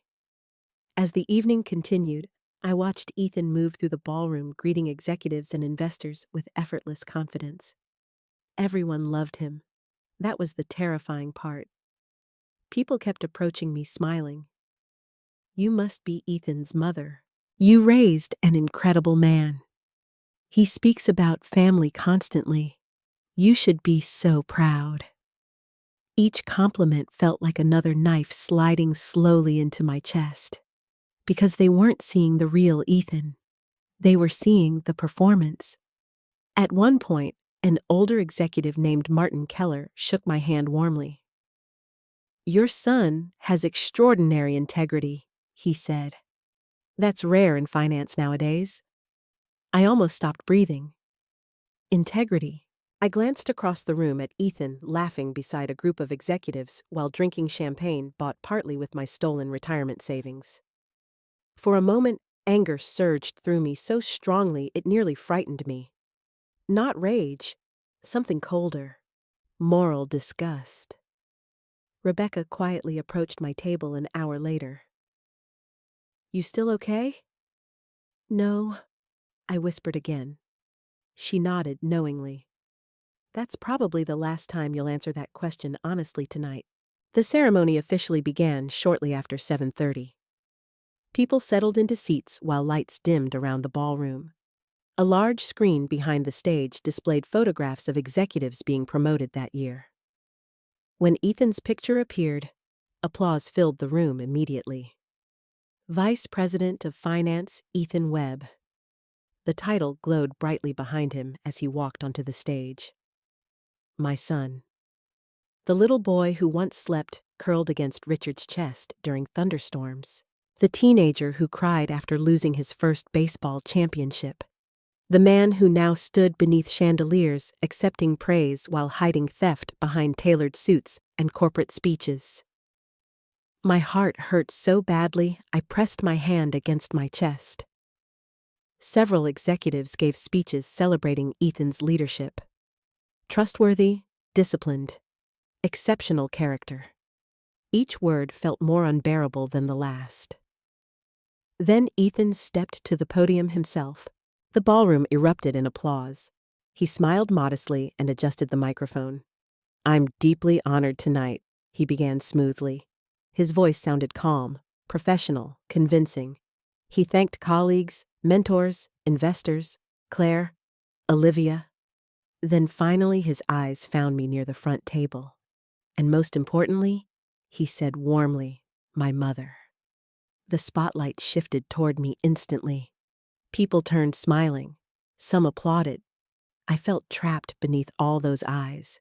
Ethan continued speaking. "My mother taught me the value of honesty, sacrifice, and integrity, long before I understood what those words really meant." My throat tightened so hard it hurt. She spent decades caring for others as a nurse while teaching me that character matters more than success. Applause filled the ballroom again. I looked at him standing there beneath golden lights, speaking publicly about integrity, while privately threatening to declare me mentally incompetent. And something inside me finally stopped breaking. Instead, it became still. Very still. Because suddenly, I understood clearly what this moment really was. Not simply a promotion, a lie. A beautifully packaged lie being applauded by hundreds of strangers. Ethan smiled toward me again. "Mom," he said softly into the microphone, "everything I am exists because of you." The room applauded once more. And that was the exact moment I realized I could not stay silent another second. The applause was still echoing through the ballroom when I pushed my chair back and stood up. For a second, nobody noticed. Then Ethan looked directly at me from the stage. His smile faltered slightly. I could see confusion in his eyes, maybe even concern. Because something about the way I stood must have felt different to him. Steady. Final. The event host smiled warmly from beside the podium. "Well," he laughed lightly, "I think Ethan's mother may want to say a few words herself." More applause. People turned toward me expectantly. I heard Diane inhale sharply beside me. Rebecca remained perfectly still. My legs felt weak as I walked toward the stage. Not because I doubted myself anymore, because every step felt like walking toward the end of my old life. The ballroom lights seemed painfully bright once I reached the front. Ethan stepped down from the podium immediately and leaned close to me. "Mom," he whispered tightly, still smiling for the audience. "What are you doing?" I looked at him quietly. Telling the truth. The color drained slightly from his face. For a brief second, panic flickered across his expression. Then he recovered instantly. Years of corporate training, public composure. He handed me the microphone with stiff politeness while the audience watched warmly, assuming they were witnessing a touching family moment. "My mother, Vanessa Webb," he announced. More applause. I stood there holding the microphone while hundreds of strangers smiled at me. And suddenly, I thought about every older woman who had ever been ignored because people assumed she was too emotional, too confused, or too weak to speak clearly. Not tonight. I took a slow breath. My son just said I taught him the value of honesty. Soft laughter and approving smiles spread across the room. At first, my voice shook slightly. That means more to me than he probably realizes. Ethan stood beside me with one hand casually resting near my back, like a supportive son. But I noticed his jaw tightening. I continued carefully. When you become a mother, you spend your entire life believing love can protect your children from becoming bad people. The room grew quieter. I saw Ethan glance toward Claire across the ballroom. She looked suddenly tense now, too. I tightened my grip on the microphone. I worked as a nurse for 36 years, I continued softly. My late husband, Richard, served in the Chicago Fire Department for nearly 4 decades. Several audience members nodded respectfully. We weren't wealthy people, but we believed in hard work. We believed integrity mattered more than appearances. The ballroom had become very still now. Something in my tone had changed the atmosphere. People were listening differently, more carefully. Ethan's smile looked strained. "Mom," he murmured softly beside me. "Maybe we should talk privately." I ignored him. "My husband died 5 years ago," I continued. "And after he passed, I trusted my son with everything." Now Ethan looked genuinely alarmed. He stepped closer. "Mom?" I turned toward him calmly. "Did you think I wouldn't eventually find out silence?" Absolute silence. I could almost feel confusion spreading through the ballroom like cold water. Ethan's face froze. Claire slowly stood from her table. "Vanessa," she said carefully, forcing a smile, "this isn't the time." "No," I interrupted quietly. "Actually, I think this is exactly the time." Several executives exchanged uneasy glances now. I heard someone near the back whisper something. Ethan lowered his voice sharply. "You need to stop." There was no warmth left in his tone anymore. Only fear. I looked directly at him. My son stole nearly $200,000 from my retirement accounts. The ballroom went dead silent. Not shocked silence. Vacuum silence. The kind where nobody even breathes. For one long second, Ethan simply stared at me. Then he laughed softly. A forced, disbelieving laugh. "Mom," he said into the microphone gently, "I think you're confused about some financial transactions we already discussed." There it was. Exactly what Rebecca predicted. Confused. I nodded slowly. "Yes," I said calmly. "You did discuss them. Right after my debit card was declined while buying blood pressure medication." Several people visibly shifted uncomfortably. Ethan's eyes darted toward the audience. He was calculating now. Damage control, public optics, corporate survival. "This really isn't appropriate," he said tightly. I kept my voice even. "You transferred my retirement savings into your company accounts." "That's not what happened." "You forged financial authority through manipulated paperwork." "Absolutely not. You used money your father and I spent 40 years saving." "Mom, and when I questioned you," I continued steadily, "you threatened to tell people I was mentally incompetent." Gasps spread quietly through the ballroom. Claire immediately stepped forward. "That is not true." I turned toward her. "You signed as witness on the power of attorney forms." Claire went pale instantly. A man near the front table, someone I later learned was the company's chief financial officer, stood slowly from his seat. "What exactly is happening here?" he asked carefully. Ethan straightened immediately. "This is a private family misunderstanding." "No," I said softly. "It's financial exploitation." The phrase landed heavily. I saw several executives exchange sharp looks immediately. Because people in finance understand exactly what those words mean. Ethan looked furious now beneath his controlled expression. "Mom, you are emotional right now." That almost made me smile. Because even then, even standing exposed in front of hundreds of people, he still thought the problem was my emotions instead of his actions. I reached into my purse slowly. Ethan's eyes widened instantly. Don't. I removed several folded documents calmly. Bank transfers, transaction histories, copies of signed authorizations. Rebecca stood near the ballroom entrance now beside two members of the company's human resources department.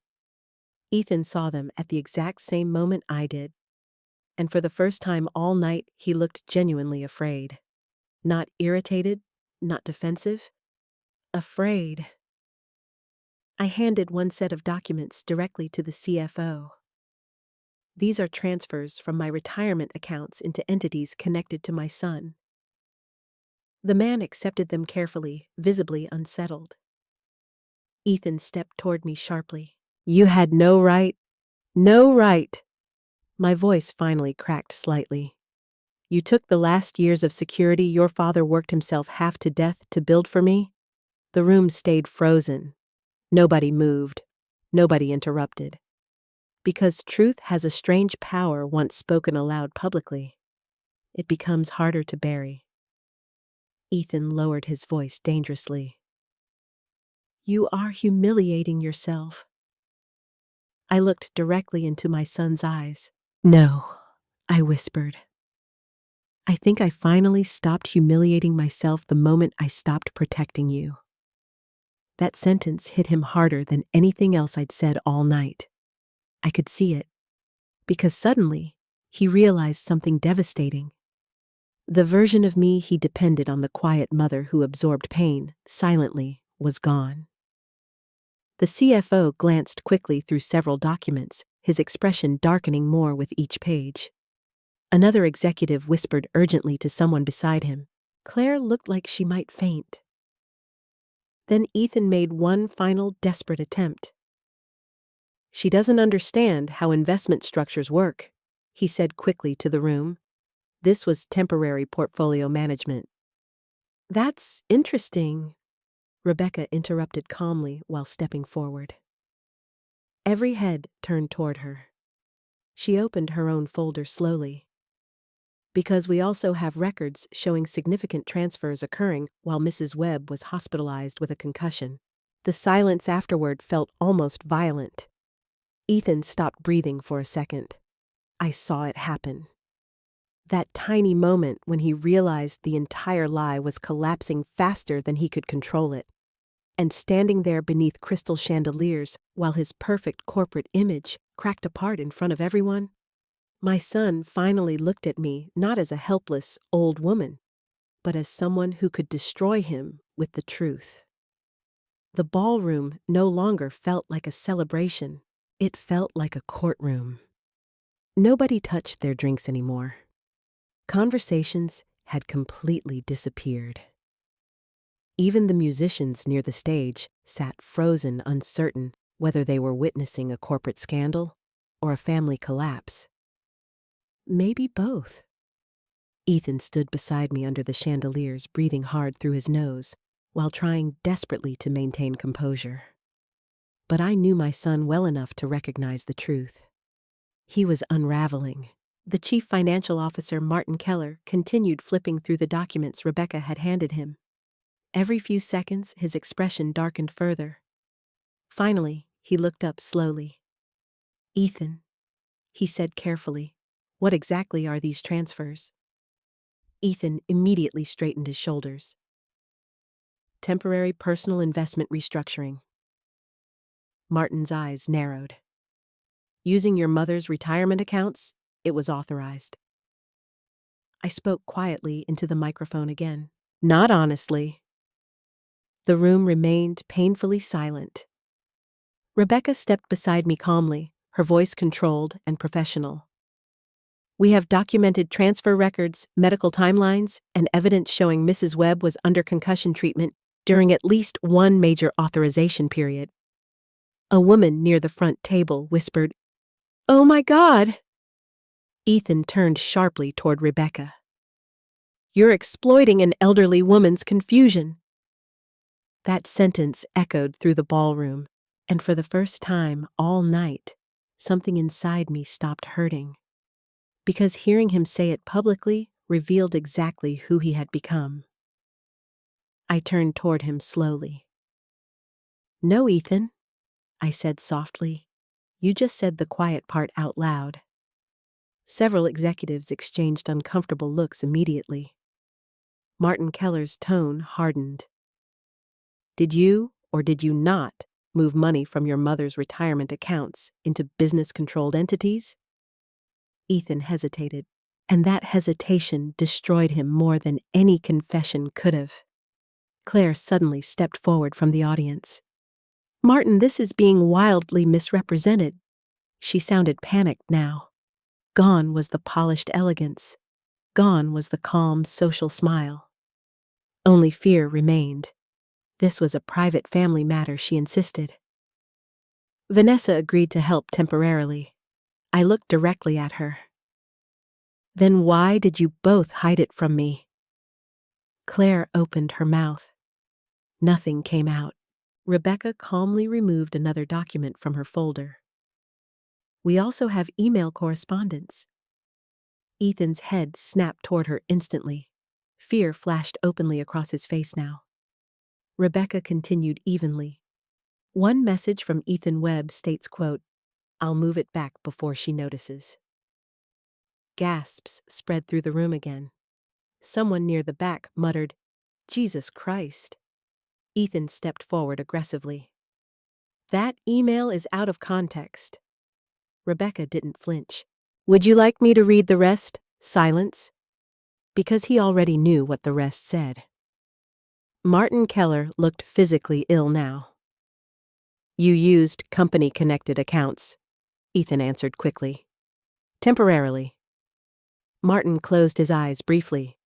Then another executive, a woman from compliance named Sandra Liu, stood from her table holding a folder of her own. I knew I recognized the account numbers, she said quietly. Every eye turned toward her. Sandra looked directly at Martin. "These are some of the same flagged entities we've been reviewing internally." The room exploded into murmurs immediately. Ethan looked stunned. For the first time all night, he genuinely lost control of his expression.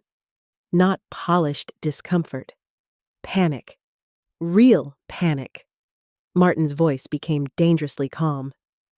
"Ethan, were you under active financial review during this promotion process?" Sandra answered before he could continue. Actually, preliminary compliance monitoring had already begun. The silence afterward felt crushing. Claire grabbed Ethan's arm. "Say something." But what could he say? The truth was already standing naked in front of everyone. I looked at my son standing beneath the giant screen, displaying his smiling executive portrait. Vice President of Finance, Ethical Leadership Award recipient. The irony felt unbearable. Then Ethan turned toward me suddenly, and for the first time all night, the mask cracked completely. "This is your fault," he hissed quietly. I blinked in disbelief. "My fault? You had no idea what pressure I was under." "There it is," Rebecca said softly beside me. Ethan ignored her completely. "You think money just appears? You think people survive in this industry by being weak?" His voice rose louder now. I was trying to hold everything together. Several executives stared at him in shock, because now they weren't seeing the polished corporate leader anymore. They were seeing desperation, entitlement, collapse. "You stole from your mother," Martin said flatly. Ethan whipped toward him immediately. "I was going to replace it." When no answer, Martin continued quietly. "Before or after the promotion?" That question hit like a gunshot. Ethan looked trapped, because everyone in the room suddenly understood the same horrifying thing. The promotion mattered because Ethan needed it financially. Bonuses, authority, reputation, access. He hadn't just stolen money. He had built his future on deception. Claire's voice cracked suddenly. We were drowning. The ballroom turned toward her. Tears filled her eyes now. Not graceful tears, exhausted ones. "You don't understand how bad it got," she whispered. Ethan stared at her in shock. Claire. No! She snapped suddenly. Months of pressure burst out of her at once. You kept saying one more deal would fix everything, one more promotion, one more investment. She looked toward me then, and for the first time since this nightmare began, I saw actual shame in her face. Not manipulation, not strategy. Shame. We never thought it would go this far, she whispered. I felt suddenly exhausted beyond words, because underneath all the betrayal and lies and greed, the truth was painfully simple. They had chosen appearances over honesty, and now everything was collapsing anyway. Olivia stood frozen near one of the front tables, crying silently. That sight nearly broke me. Even now, even standing in the ruins of my family, my first instinct was still to protect my granddaughter. Ethan noticed her too. His expression shifted instantly, not toward guilt, toward anger. This should never have happened publicly. I looked at him quietly. You had months to tell the truth privately. That silenced him. Martin handed the documents to another executive carefully. Ethan, he said, voice now fully corporate, I need you to step away from the event immediately. The words echoed heavily. Step away? Corporate language for disgrace. Claire started crying harder. Ethan looked around the ballroom wildly, as if searching for someone to save him. Nobody moved, because powerful people disappear quickly once scandal enters the room.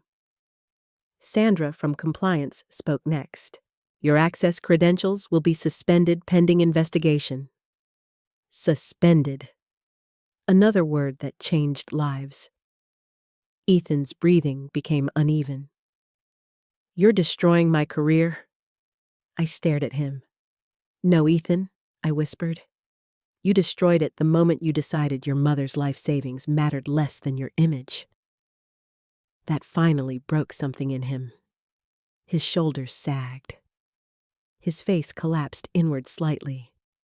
And suddenly, he no longer looked like a polished executive.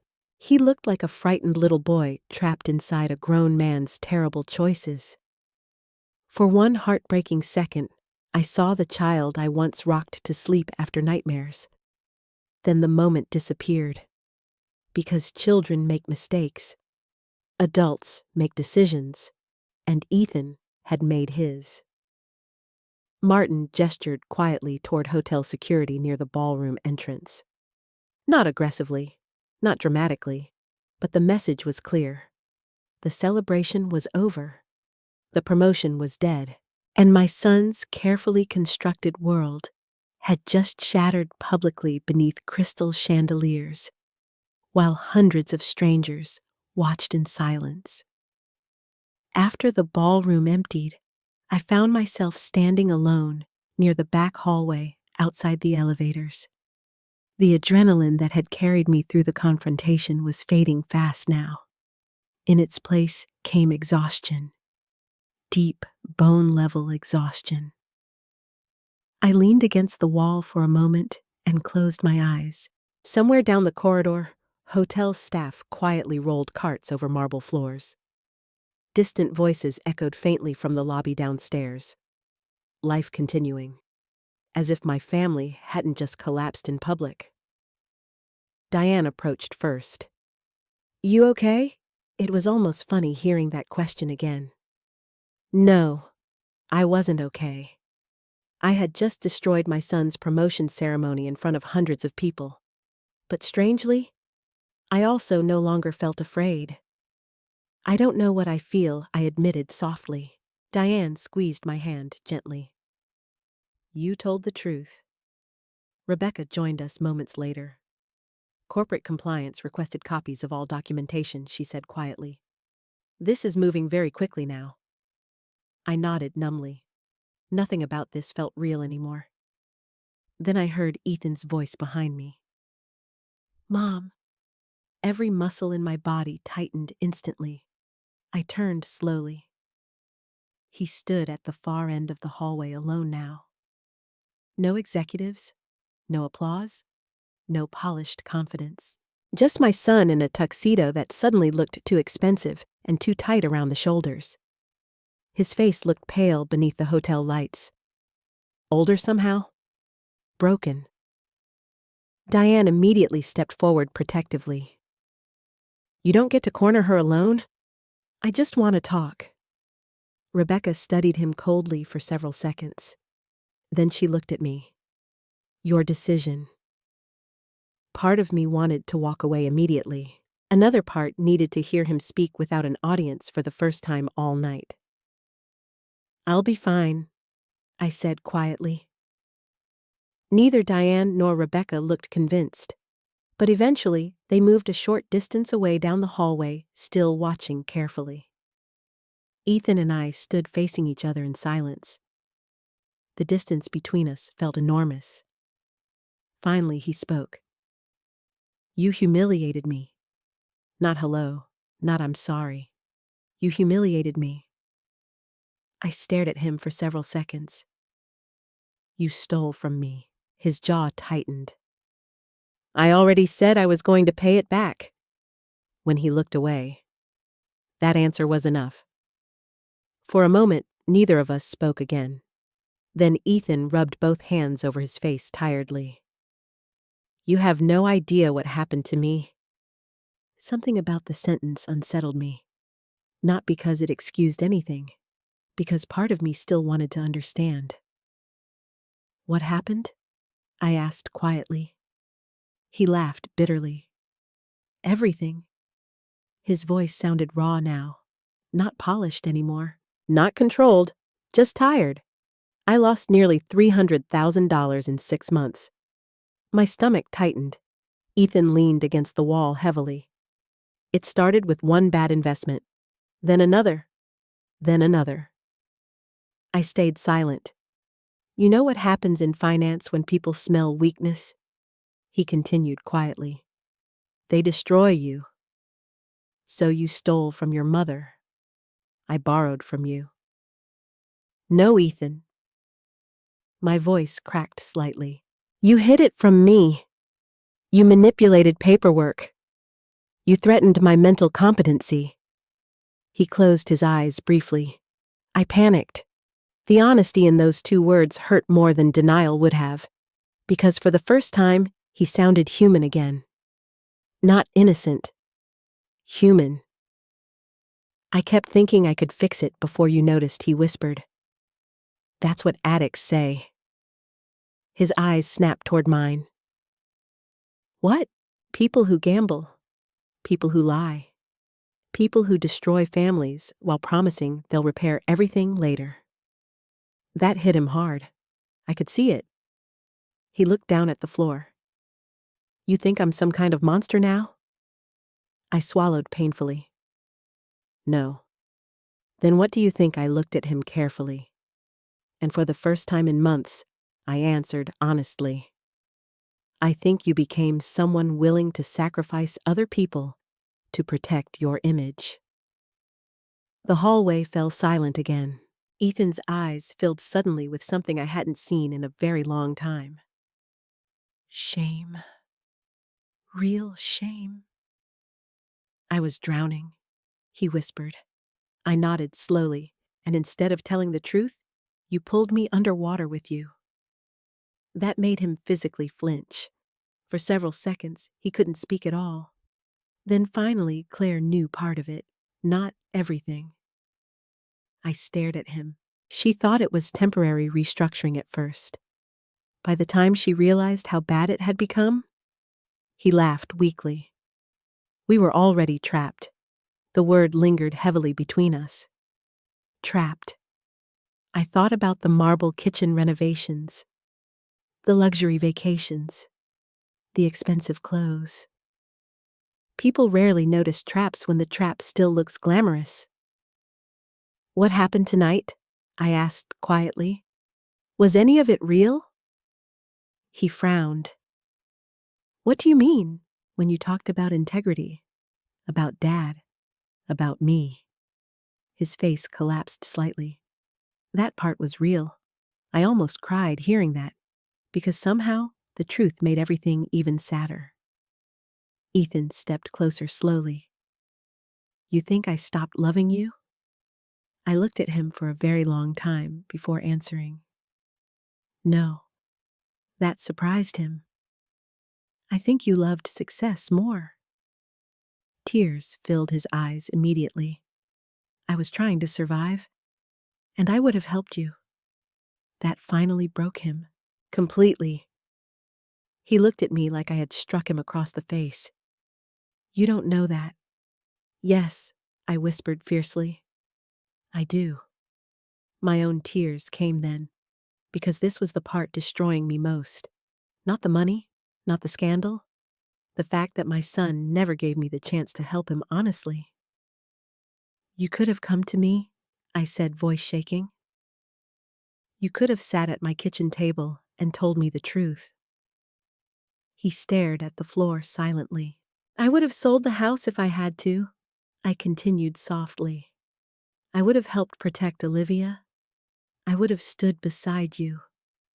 His breathing became uneven, but instead I whispered, You decided I was easier to manipulate than trust. That sentence shattered whatever composure he had left. He sat down heavily on a hallway bench and buried his face in his hands. I didn't know how to stop, he admitted. And suddenly, I saw it clearly. Not just greed, fear, cowardice, pride. A man so terrified of appearing unsuccessful that he destroyed the people who loved him most. After several minutes, Ethan finally looked back up at me. What happens now? Such a small question, such devastating consequences behind it. I wiped my eyes slowly. I honestly don't know. You're pressing charges I haven't decided. That was true. Because despite everything, my heart still split in two every time I looked at him. One part saw betrayal. The other still saw my little boy.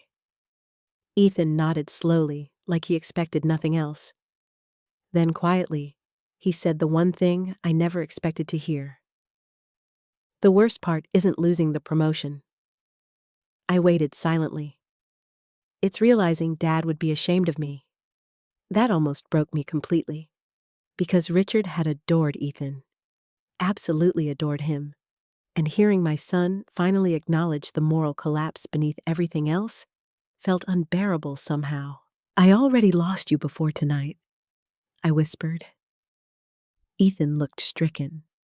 No, yes. Tears slid down my face again. I lost you the moment you decided your own mother was a problem to manage instead of a person to love.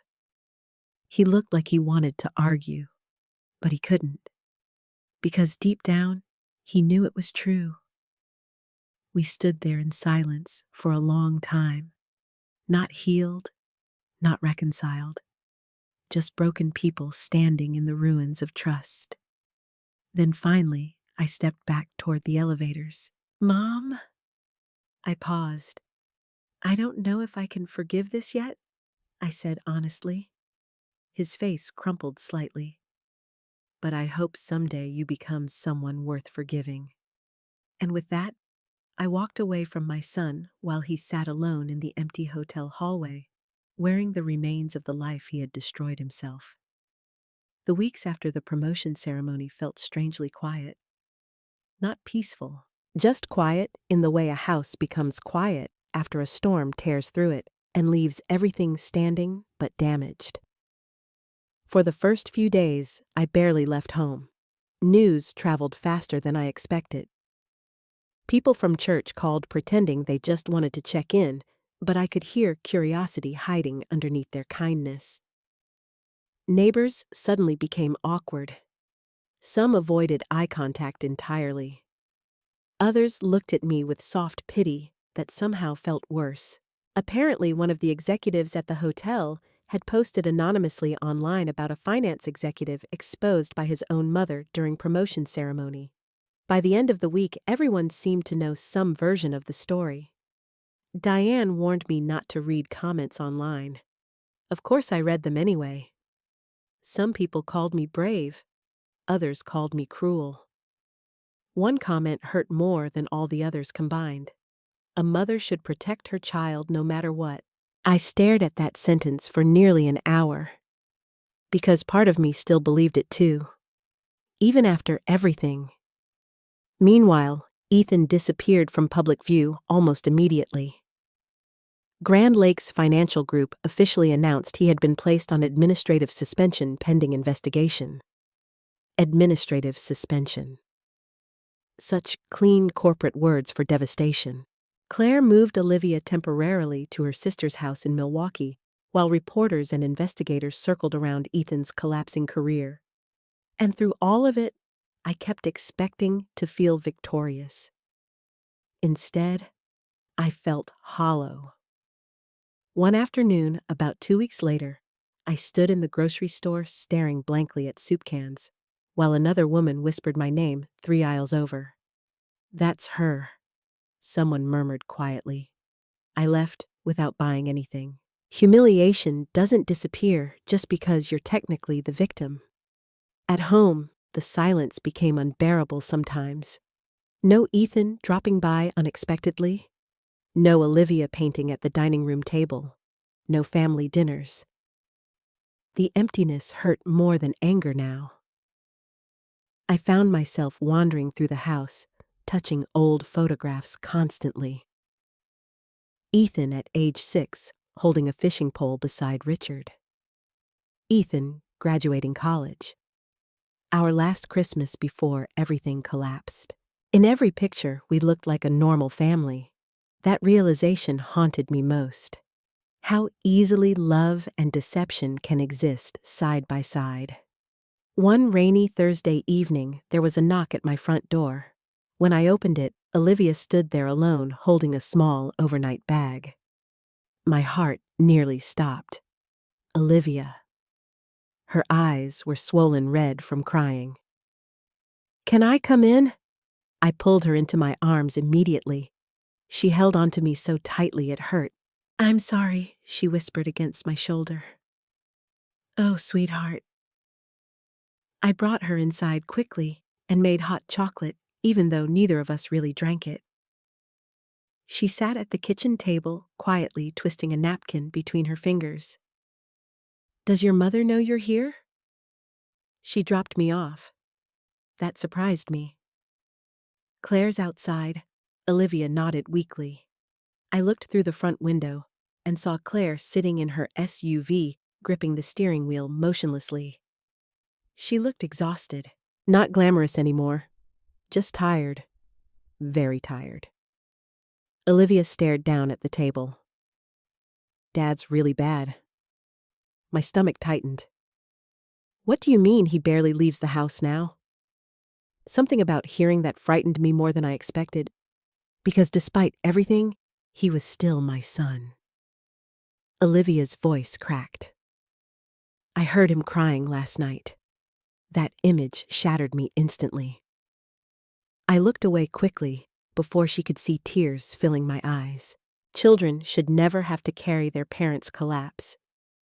"He keeps saying Grandpa would hate him," she whispered. I covered my mouth with trembling fingers. Then Olivia looked directly at me. "Are you going to send Dad to jail?" The question hit like a physical blow. I sat down slowly beside her. "I don't know. Mom says everything's falling apart." I closed my eyes briefly. The terrible thing about consequences is that they rarely hurt only the guilty. Collateral damage spreads everywhere. Olivia suddenly pulled something from her bag. A small wooden box. I recognized it instantly. Richard's memory box. My breath caught. "Dad found this in the attic," she said quietly. "He said maybe you should have it." My hands shook as I opened it. Inside were old photographs, military pins from Richard's father birthday cards, and folded letters tied together with faded blue ribbon. One envelope had Ethan's name written across the front in Richard's handwriting. I stared at it for several seconds before opening it carefully. The letter was dated 16 years earlier. Ethan had just graduated college. My vision blurred as I read. Son's success means nothing if you lose your character getting there. The world will always tempt you to measure yourself by money, titles, and appearances. Don't fall for it. A man's real worth is how he treats people when nobody is watching, especially family. Take care of your mother someday, the way she's always taken care of us. Love, Dad. I started crying before I even finished reading. Not graceful tears. Deep, painful ones that seemed pulled from somewhere ancient inside me. Olivia moved beside me immediately and wrapped her arms around my shoulders. I miss Grandpa too, she whispered. I held her tightly while grief flooded the room again. Not just grief for Richard anymore. Grief for the family we used to be. Later that night, after Olivia fell asleep in the guest room, Claire finally came inside. She stood awkwardly near the kitchen doorway, still wearing expensive clothes that no longer matched the exhausted woman inside them. For several seconds, neither of us spoke. Then she quietly said, "I'm sorry." I looked at her carefully, and for the first time since this began, she seemed completely stripped of performance. No manipulation, no polished smile, just regret. I should have stopped him sooner, she whispered. I stayed silent. Claire wrapped both arms around herself tightly. At first, I thought it really was temporary. Then things got worse and worse. Her eyes filled with tears. And honestly, I liked the life too much to ask hard questions. That honesty surprised me, painfully. I hated you for a while, she admitted softly. After the ceremony, I nodded slowly. I know, but now, her voice cracked. Now I think maybe you saved him from becoming someone even worse. The sentence stunned me, because I hadn't considered that possibility at all. I thought I had destroyed my son. The idea that exposure might someday save him felt almost impossible to process. Claire wiped her eyes. He started therapy this week. I stared at her. He did. She nodded. He finally admitted he has a problem with gambling and financial risk obsession. The room fell silent. Then she whispered something that stayed with me long after she left. He kept saying success felt like oxygen. Like if he stopped winning, he would disappear. After Claire drove away, I sat alone in the kitchen, holding Richard's old letter. Outside, rain tapped softly against the windows. And for the first time since everything shattered, I allowed myself to admit a painful truth. I still loved my son. But loving someone did not mean protecting them from the consequences of who they had become. 6 months after the promotion ceremony, I met my son at a small park beside Lake Michigan. The trees were beginning to turn gold with early autumn, and cold wind rolled off the water hard enough to sting my cheeks. Chicago always looks beautiful in the fall. Richard used to say the city became honest once summer disappeared. No distractions, no pretending, just cold air and truth. I arrived early and sat on a weathered bench overlooking the lake. My hands stayed wrapped tightly around a paper coffee cup, mostly for warmth. Part of me still couldn't believe I had agreed to see Ethan alone again. But over the past few months, small things had changed. Not dramatically, not magically, just slowly, painfully, like bones healing crooked after a break. The legal process moved forward faster than I expected. Ethan avoided criminal charges through a settlement agreement, partial asset liquidation, and mandatory financial restitution. Rebecca explained that several factors worked in his favor: first-time offense history, voluntary cooperation after exposure, and documented treatment enrollment for compulsive gambling behavior. I remember feeling relieved and guilty about that relief at the same time. Most of my retirement money was eventually recovered through insurance claims, investment liquidation, and repayment arrangements. Not all of it, but enough that I no longer feared losing my home. Grand Lakes Financial permanently terminated Ethan's employment. The corporate investigation uncovered additional ethical violations connected to undisclosed financial risks, though nothing as severe as what he had done to me. Apparently, my son had been unraveling professionally long before I realized it personally. Claire stayed with her sister for nearly 2 months before returning home cautiously. Their marriage survived somehow, though both admitted it looked nothing like it once had. Maybe honesty destroys some marriages, or maybe it strips away illusions and leaves people staring at whatever remains underneath. I honestly don't know. As for Ethan, therapy changed him in ways I didn't expect. Not instantly. At first, he still sounded defensive during the few conversations we had through lawyers and family counseling. But gradually, the excuses disappeared. Then the self-pity disappeared too. One afternoon, about 3 months after the ceremony, a handwritten letter arrived in my mailbox. Not an email, not a text. A real letter. From Ethan. I must have stared at the envelope for 10 minutes before opening it. Inside were 6 pages written entirely in his uneven handwriting. No justifications, no manipulation, no blame, just truth. He admitted he became addicted to appearing successful. He confessed that every promotion and luxury purchase temporarily made him feel worthy, but the feeling never lasted long enough. He wrote that stealing from me had initially felt impossible, then temporary, then necessary, then normal. That sentence haunted me, because evil rarely arrives all at once. Sometimes it enters quietly through rationalization, one compromised value at a time.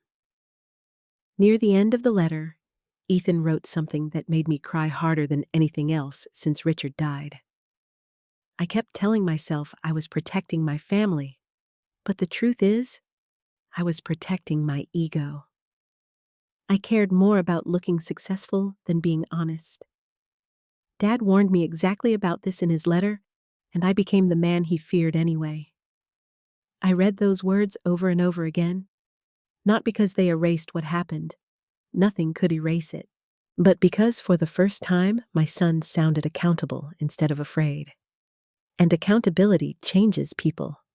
Not perfectly, but genuinely. A week later, he asked if I would meet him by the lake. Now here I was, waiting, nervous in a way I hadn't expected. Then I saw him walking toward me across the path, and for a moment I barely recognized him. The expensive suits were gone. No luxury watch, no polished executive image. He looked thinner, quieter, human. When he reached the bench, he stopped several feet away. "Hi, Mom." My throat tightened instantly. "Hi." For several awkward seconds, neither of us moved. Then Ethan sat carefully at the far end of the bench. Not close enough to touch me. Maybe because he understood he hadn't earned that closeness back yet. We watched the lake silently for a while. Finally, he spoke. I almost didn't come. I glanced at him. "Why?" "Because I wasn't sure you'd want to see me." The honesty in that answer surprised me. Old Ethan would have defended himself. New Ethan sounded uncertain, humbled. I wasn't sure either, I admitted. He nodded slowly. "That's fair." The wind blew fallen leaves across the path between us. Then Ethan reached into his coat pocket and handed me something folded carefully in half. A cashier's check. Final repayment installment. My fingers trembled slightly as I took it. "That's everything," he said quietly. Every dollar I still owed. I stared down at the check for several seconds, then back at him. "Thank you."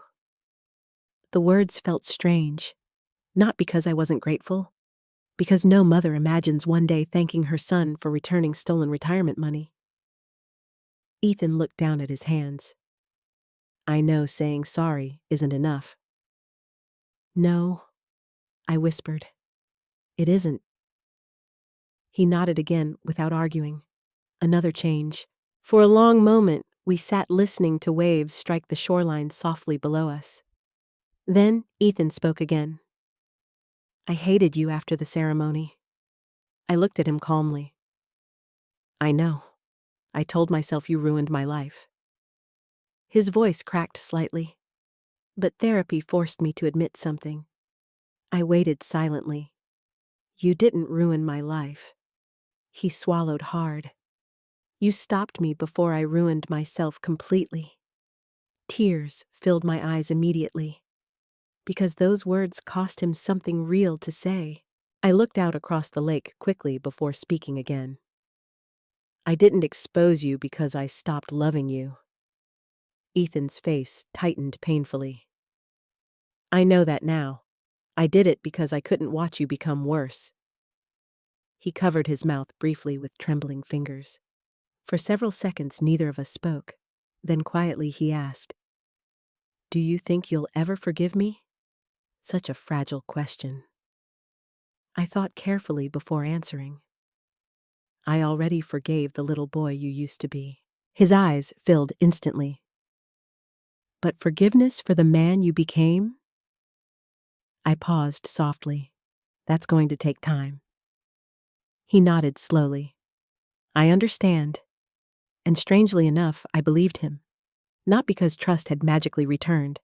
Trust doesn't work that way. Once broken, it rebuilds slowly through consistent truth, not emotional promises. But for the first time in a very long while, Ethan sounded willing to live honestly instead of perform honesty. And maybe that matters. Eventually, the sun began lowering over the lake, painting the water gold and orange. I smiled faintly. Your father always wanted us to visit Maine together someday. Ethan looked at me. You should still go. I am. His eyebrows lifted slightly. Really? I nodded. Diane's coming with me next month. For the first time all afternoon, a small, genuine smile touched his face. Dad would like that. Tears blurred my vision again. Yes, I whispered. I think he would. When we finally stood to leave, Ethan hesitated awkwardly, then quietly asked, Can I hug you? My heart broke all over again, because once upon a time, my son never needed permission. I stepped toward him slowly, and when he wrapped his arms around me, I realized something important. Healing does not mean forgetting. Love does not erase accountability. And sometimes, the most painful form of love is refusing to let someone continue destroying themselves unchecked. I held my son tightly for only a few seconds before stepping back. Not because I stopped loving him, because some boundaries must remain visible while trust learns how to breathe again. As I walked back toward my car beside the cold Chicago lake, I realized something else too. For the first time in a very long while, I no longer felt afraid of the future.